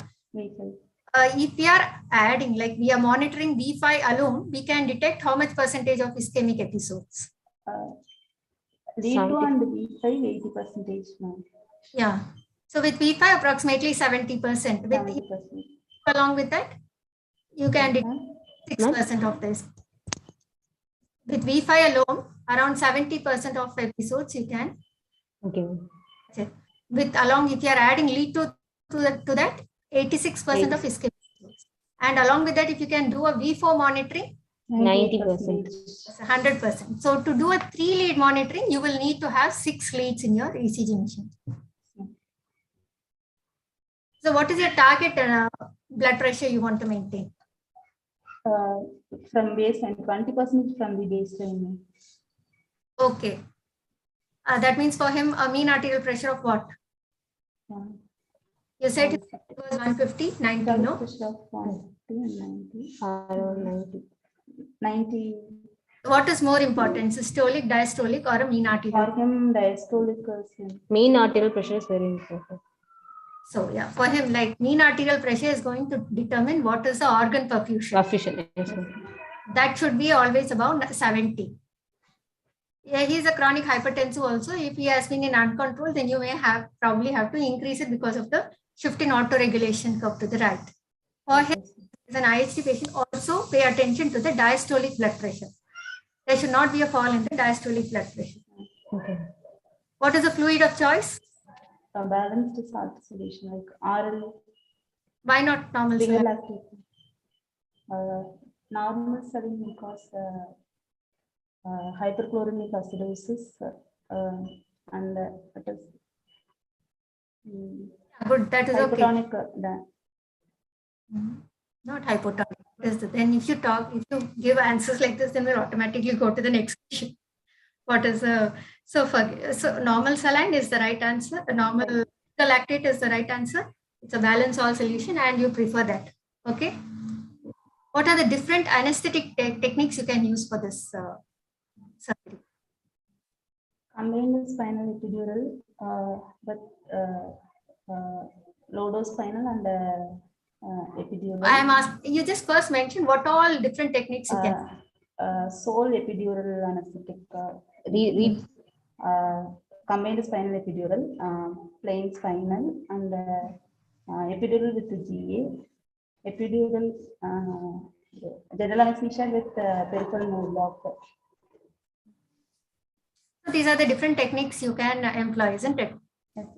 What is the advantage and disadvantage of central uraxial block over giving a general anesthesia? Advantages are there will be no airway manipulation. So intubation and extubation, there will be no intubation after patient stress response.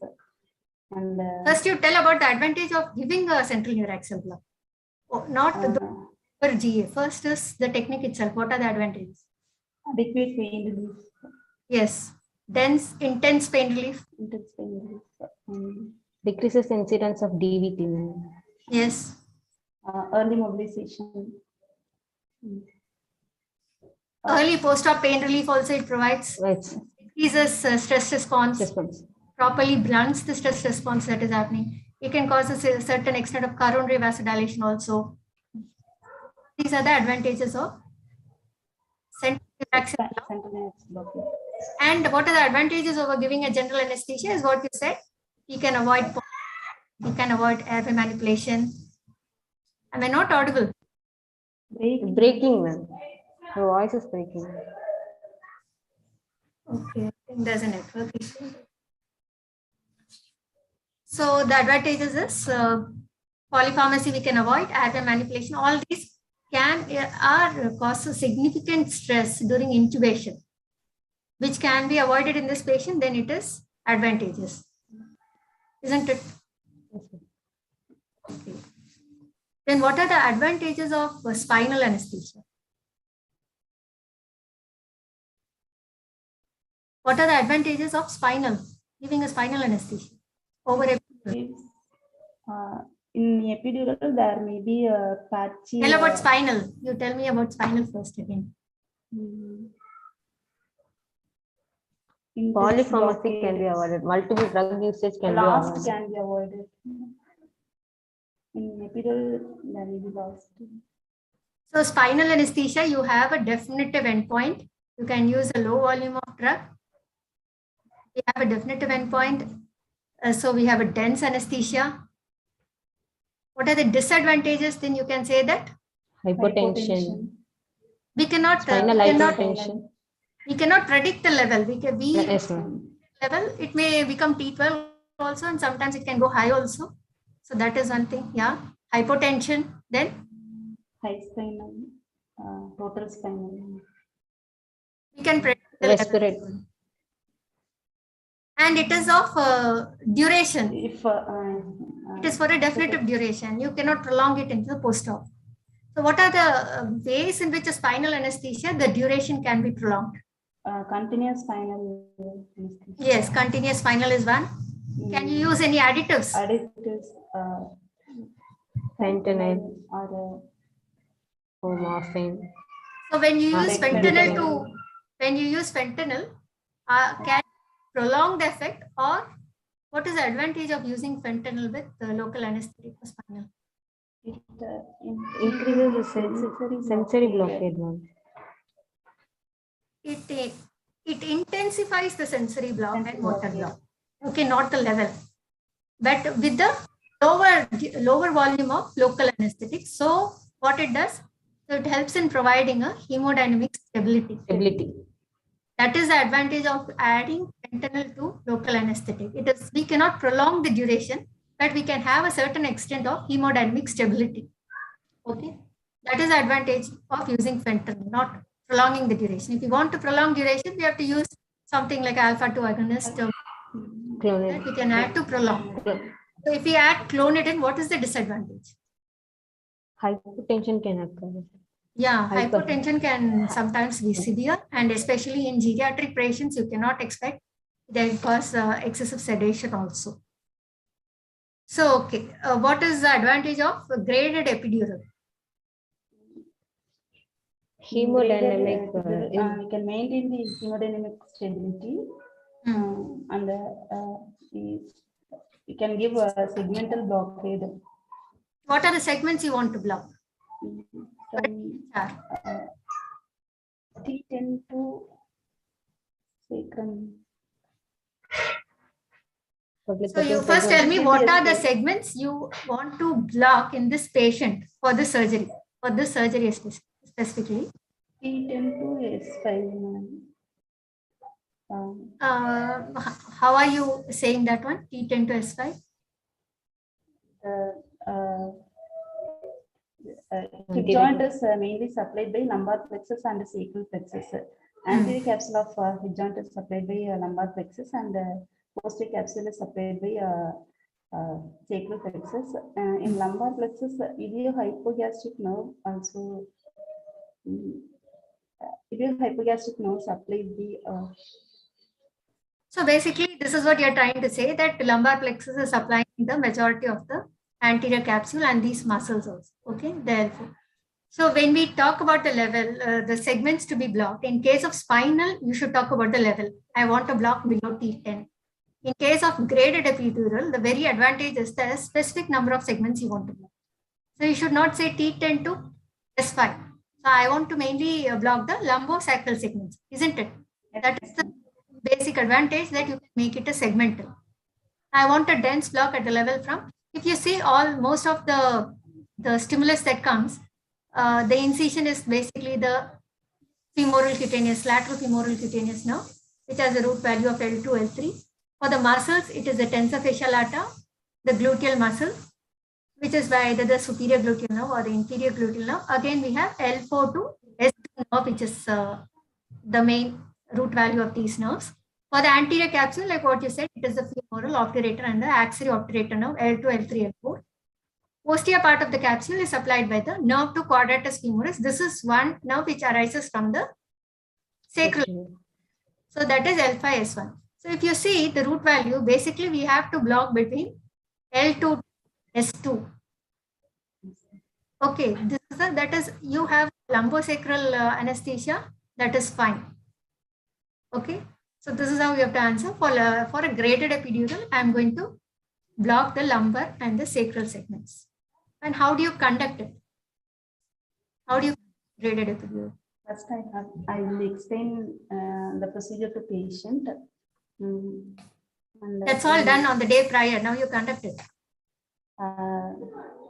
In sitting posture, I will paint and drape. Which position? Sit. Prior to sitting position, I will give if patient is complaining of pain, I will give a peripheral nerve block like suprainguinal fascial block or pain block to relieve the pain. After that, in sitting posture, I will at the level of L4 and L3 and L4, I'll do I'll insert the needle and I'll keep it at the level of L1, L2. And I'll give local anesthetic test dose of 1.5% lignocaine with adrenaline 3 ml. And After negative aspiration. after negative aspiration. So test dose of 1.5%, 3 ml, 45 milligram of. Lignocaine. So this will exclude what? This will rule out what? What do you want to identify? Intravascular. Intravascular or intrathecal placement of catheter. How will you identify the intravascular placement of Since this patient is on beta blockers, we can't see heart rate rise. No, what is the drug you said? You said lignocaine With adrenaline. with adrenaline. Okay. Yes, ma'am. So yeah, with that is how much adrenaline? 15 mics, 5 mics per ml. Okay. Yeah. 15 mics. So intravascular is not bad. Since the patient is on beta blocker, continue. We can't see rise in the heart rate. We can see increase in BP. If BP is 10 to 15 millimeters mercury increase, the catheter is in intravascular compartment. Okay. Can we use adrenaline in patients with ischemic heart disease? This is a routine exam question. That's what I'm asking. And this is the minimal change here. So only heart rate will increase around 10 to 15 beats per minute. If a patient is already on under 60 or 70 rates, this 10 rates will not increase hemodynamic changes. So we will give lignocaine with adrenaline to confirm the intravascular injection of catheter. Yeah, personally, I am okay with this answer, but keep it in mind that there may be examiners who may oppose to using adrenaline for an IHT patient. I am okay with what you said. That is fine. You are going to look at the baseline heart rate and then you're going to give. But anyway, because the patient is on beta blocker, we are going to look at the pressure response, not heart rate. Heart rate. Right. What are the other test doses you can use? Fentanyl we can use. What do you observe? 50 to 100.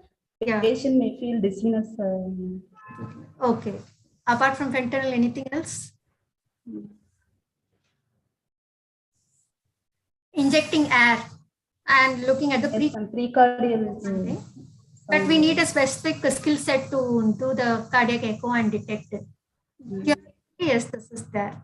Okay, but the best thing is always to aspirate before the injection. And every time you are giving a drug, you can just aspirate test dose and aspirate and given 3 ml gradations. Okay, you have given 3 ml of test dose, ruled out intravascular and intrathecal placement. Next, what will you do? And then I'll give spinal. Low dose spinal. No, I'm not asking the technique in this patient, your choice. I'm saying if you have to conduct a graded epidural alone. Yes, ma'am. I position the patient in supine. Then first I'll calculate the dose requirement. Over lumbar and sacral segments. You tell me the dose. 6 segments. There are we have to block 6 segments. So 1 ml per kg, 1 ml per segment. 1 ml per segment. So we have to give 6 ml. First, I will give 3 ml of 0.5% bupivacaine and wait for 5 to 10 minutes. If the level is adequate, if the level is inadequate, then I will give 3 ml of 0.5% bupivacaine. Yeah, one thing, 3 ml will be a small dose, isn't it? Yes. Established, you have given a test dose, you have ruled out intravascular and intrathecal. Another thing you can do is, you can establish whether there is a segmental block that is achieved in this patient. So you have said my tip will be at L1, L2, isn't it? You can, that level is blocked, isn't it? Then you can go for that 6 ml, what you have determined for use in this patient. Yes, ma'am. 6 ml you want to use 6 ml. So that you have to block. Of what drug? 0.5% bupivacaine. What do you? Yes. So you use 0.5% bupivacaine, 6 ml, and after 10 minutes, you can start checking. Wait for up to 15 minutes to see whether the level is adequately taken. If not, you're going to give another top up of another 3 ml. 3 ml. 3 ml. Again as this. Okay. What is the advantage of doing it sequentially? Hemodynamic stability. Hemodynamic stability, and we will Dose also segmentally block the.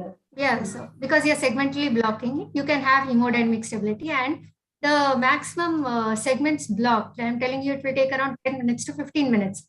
Yes, Fine, ma'am. within 1 or 2 minutes. So the hypotension may occur in this also.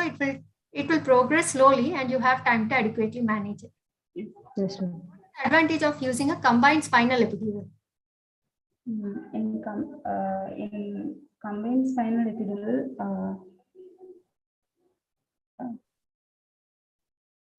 advantage over graded epidural is in graded epidural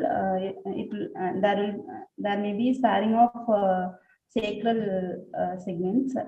Can you come So back to the we have the advantage of both spinal and the graded epidural in it. We can use a low dose spinal. So the problem of getting a high spinal, all this can be avoided, and then we can prolong the block by using epidural. Okay. The disadvantage is you cannot ensure that the epidural is in position like what we discussed previously. graded egg well? Suppose you see whether there's a segmental block, you give a graded dose. That advantage may not be there. So combined spinal epidural, the advantage is that you can give a low dose of spinal with a graded epidural and continue that in the post-operative period also. So the other technique you have is general anesthesia, either in combination with epidural you said or a peripheral nerve block. So what is the technique you would choose for this patient? I'll choose combined spinal and epidural anesthesia. What is the position in which the surgery will be done? Lateral position. So what is another important determining factor on what is the anesthetic technique you're going to choose? If your surgery is 3 to 4 hours. Patient comfort. Patient comfort and the duration of surgery. That depends on in the place and the competence of our surgeons. If the surgeon can complete it within 2 hours, then fine. So depending on that, you're going to decide your anesthetic plan. Okay, right. So in your place, how much time do they take for doing the THR? 2 hours or 2.5 hours. Okay, so your plan of anesthesia is? Combined spinal and epidural. Combined spinal epidural. Fine. Okay, now you have given a combined spinal epidural. You have given, how much spinal will you give? I will give 10 milligram. 0.5% hyperbaric breathing. For spinal? Yes, spinal. And I'll check the level. If the level is adequate, I'll ask the surgeon to proceed the surgery. And you will position the patient, isn't it? Yes, yes, ma'am. Level. You're going to wait for the block to be established before positioning. What are the precautions you will take while positioning in the lateral? There may be in a dependent arm, there may be brachial plexus compression and axillary vessel compression. So we have to adequately pad the dependent arm. And patient is elderly patient, so we have to be careful on positioning when patient goes on for fractures. And dependent area should be padded to prevent pressure injuries. Dependent area means 1/2 of the body is dependent. On the shoulder blades. Yeah, all the pressure points. The pressure points, and wherever you know that the nerves are running superficial, all these points have to be adequately padded. Okay. So, yeah, tell what are the other things? Dependent ear, eye, shoulder, dependent shoulder, and hip bone, and knee. Lateral flexion of neck can be occur. So we have to position the head in neutral position. Neutral position. Arms? Resting arm rest should be there. So arms also should be in neutral position. You can use a double arm rest if your place has it. If you don't have it, no need to use. But you should ensure that hyper abduction is avoided in the dependent limb, and the non-dependent limb is positioned very comfortably. So now while taking IV access, which your patient is having a left side surgery, no? Yes, Yes, ma'am. ma'am. Select for securing the IV line. And secure in the left side. Dorsum aspect. Dorsal In the aspect. non-dependent side. Okay. Yes, ma'am. And what are the things? You will use an axillary roll. Yes. Make sure that axillary roll that is kept in the lower axilla to avoid compression of the major axillary vessels. So pressure padding, what are the neuropathies you can anticipate in the lateral? Common peroneal nerve. Yeah, common peroneal nerve in the dependent leg. Then the non-dependent leg, you can have compression of the saphenous nerve. In the head and neck area, what all nerves? Brachial plexus in the arm. Hyperabduction of the arm can cause brachial plexus neuropathy. Greater auricular, greater occipital nerve, all those on the side of the neck and the base of the skull. Okay. And the other important thing is a sudden change in position can cause Hypertension. So to our intention should be to anticipate and prevent it as far as possible. We what are the measures we are going to take up is wait for the block to get established, see the extent of hypotension, treat it prior to positioning the patient by giving IV fluid bolus or a vasopressor inotrope, and stabilize the blood pressure before changing him. This patient particularly, he is on multiple drugs. He's on nitrates, he's on beta blockers, he's on calcium channel blockers. Then you can anticipate fall in blood pressure. If the blood pressure comes down to 70 systolic, what will you do?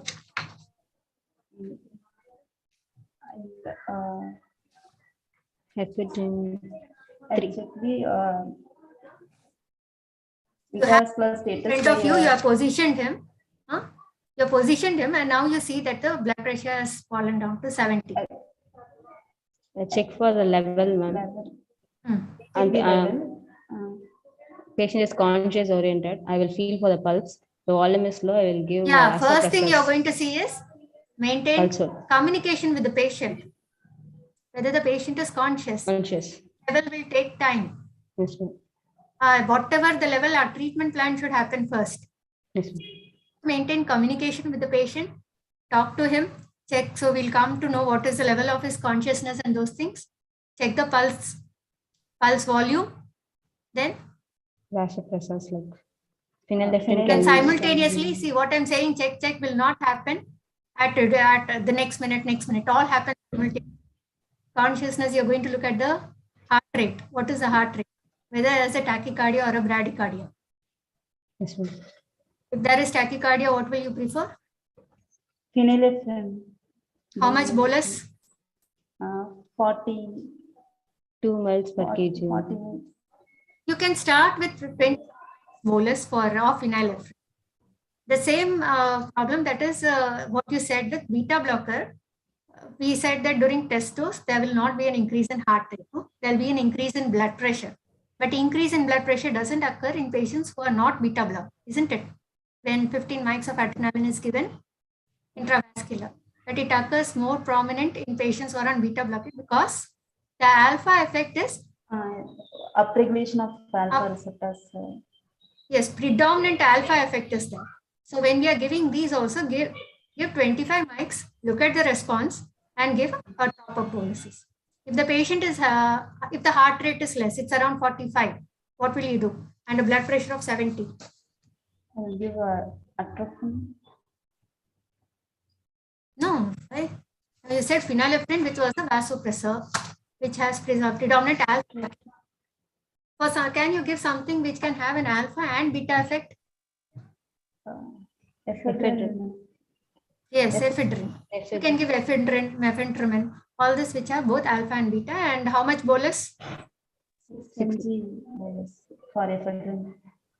3 to 6 milligram bolus along and see the response, repeat the dose. Simultaneously, you are going to give IV fluid bolus also. So while checking consciousness, you are also going to look at the way the patient is breathing. Yes. Why? If it is level is high, patient Yeah. will have expiratory A labored breathing, axillary muscles will be active. So checking the level will take time, but just having a visualization of the patient's axillary respiratory muscles, the dilator nares, then sternocleidomastoid, scalene muscles, all this will give you a visual impression of whether the patient is high spinal or not. And that will determine what is the airway management you're going to do for this patient. If all this is not there, it's just because of a fall in SVR, with these managements you have done, patient will be fine, isn't it? Yes, ma'am. And I assume that you have given some oxygen supplementation using a nasal cannula or a face mask. Yes. Okay. Sir? Ma'am, sorry to interrupt. Last Yes. 5 minutes, there are some questions also to take up from the chat box. Yes, sir. So shall I just tell what are the other questions? Yeah, ma'am. Yeah. So apart from this, we spoke only about the regional anesthesia techniques, but you should be prepared for giving a general anesthesia also for this patient based on the ejection fraction. How your drugs, how will you determine what are the drugs you're going to use for induction and maintenance? Okay. No, I'll just summarize it because of lack of time. If the EF is very low, less than 30%, you can go for a cardiostable drug like etomidate. Above 40%, propofol is a good choice, but give a sleep dose and make sure that hemodynamic stability is maintained. Advantage of using propofol is what?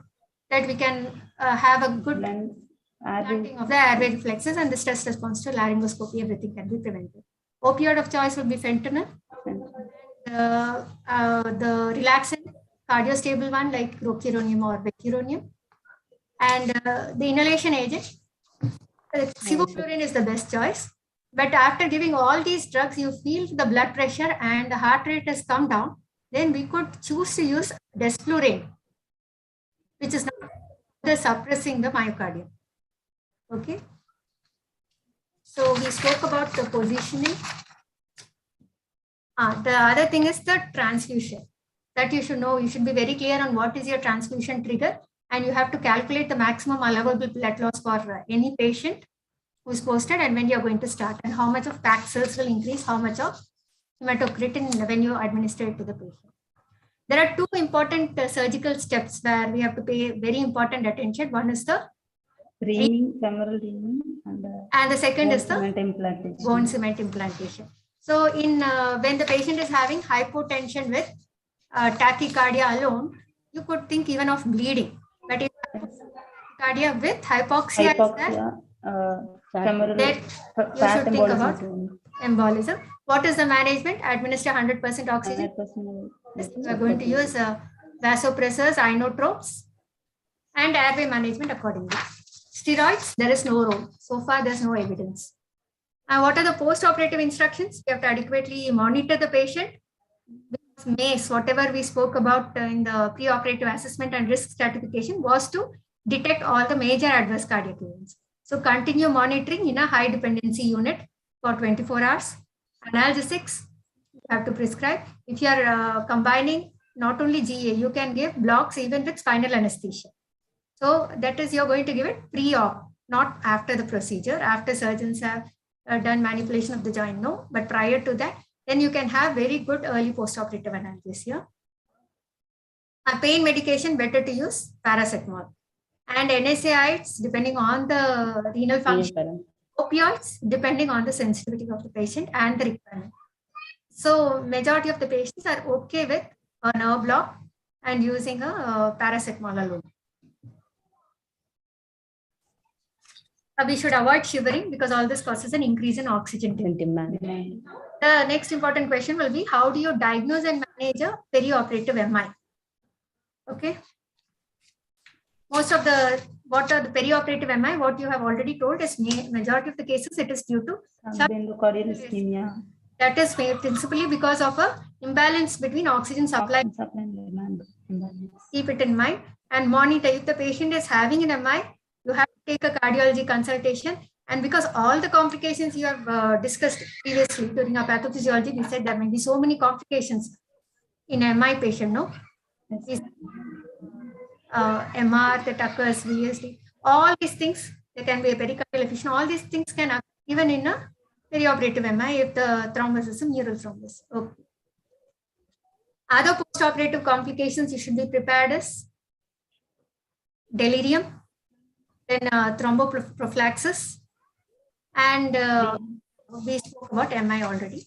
Delirium, what all you have to do to prevent it and how will you treat it? Other two questions.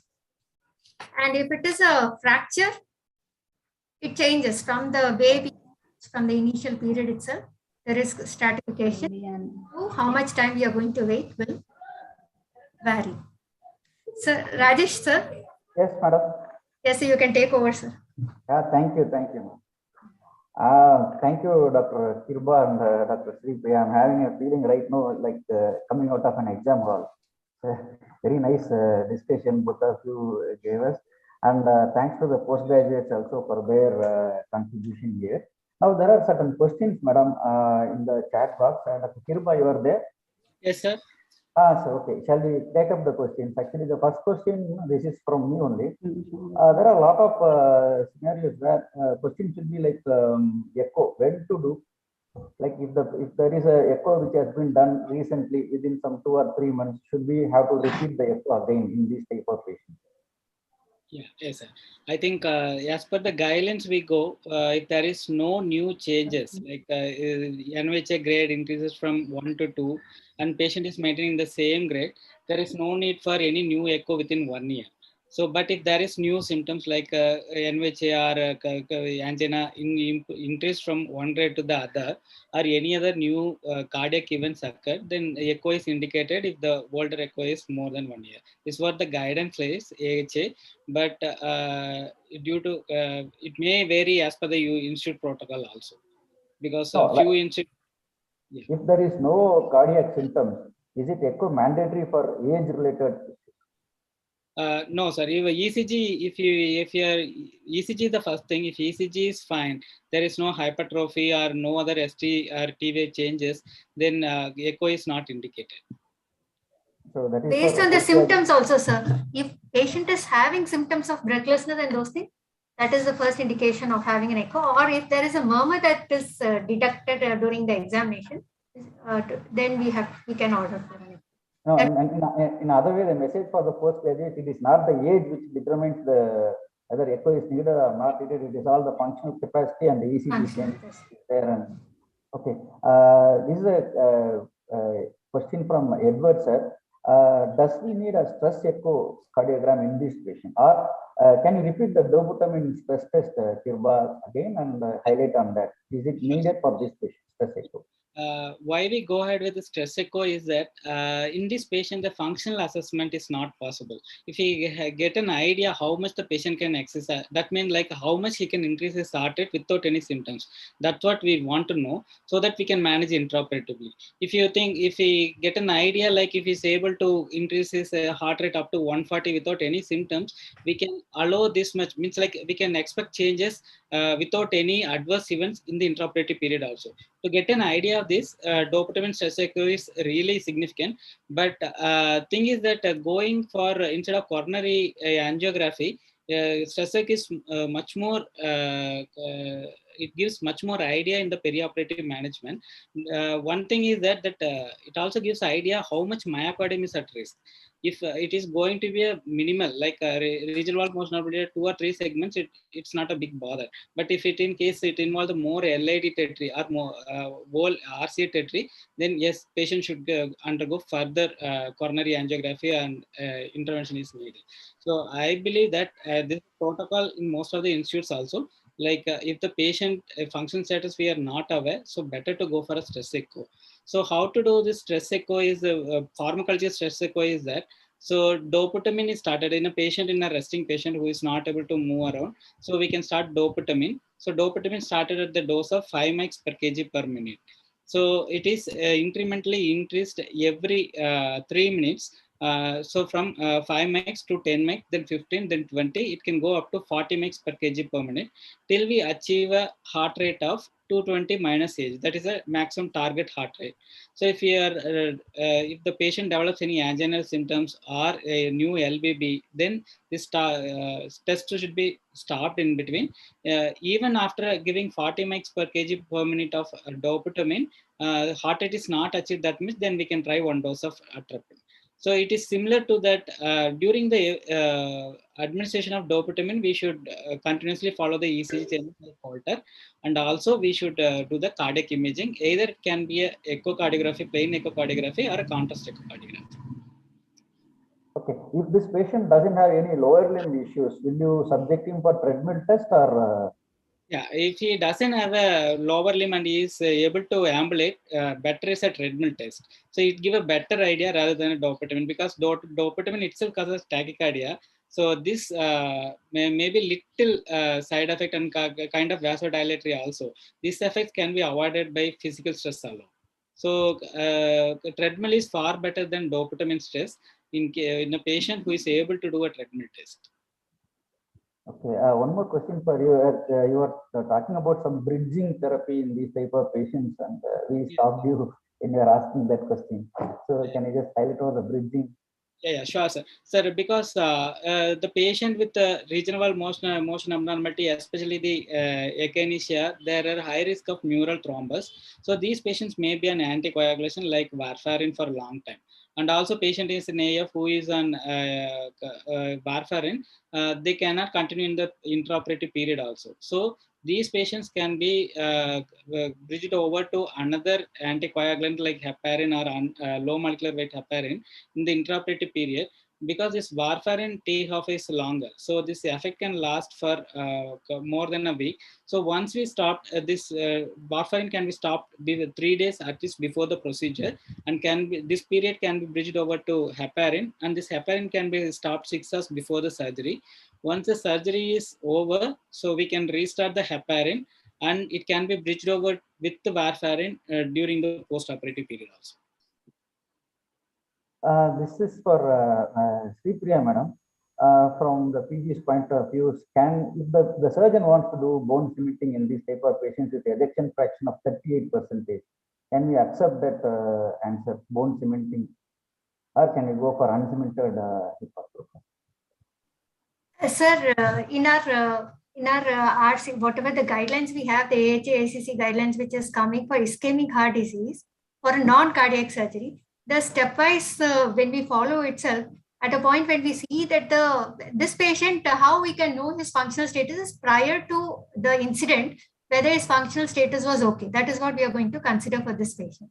So according to the guidelines, if we feel that the EF is low, the meds are low, less than 4, the meds are less than 4, then we have to take into consideration the patient factors and discuss with the surgeon of what will be the optimal management for this patient.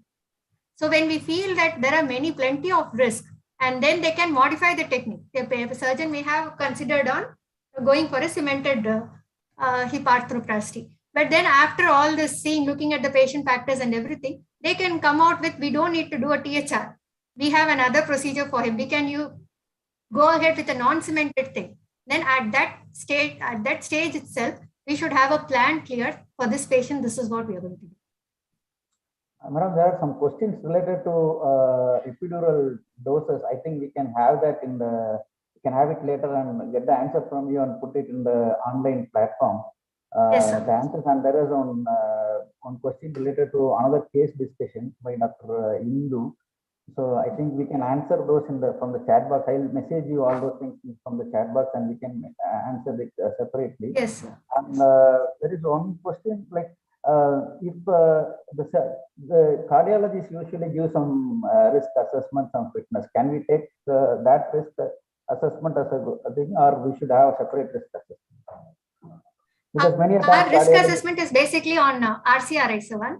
The other thing is we have which we have ACS NSQIP risk calculator, which takes into consideration the surgery and plenty of patient-related factors. and we can come to know what is the percentage of major adverse cardiac events predicted for that particular surgery for these patient comorbidities.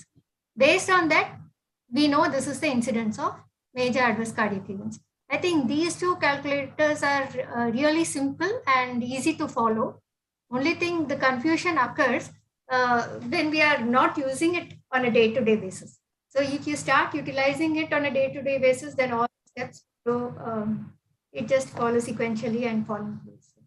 Yeah, in a simple way that cardiologists usually assess for life risk, while we assess it completely into surgical risk assessment. So Yes, for surgery, I think we should follow our own protocols. our own calculators.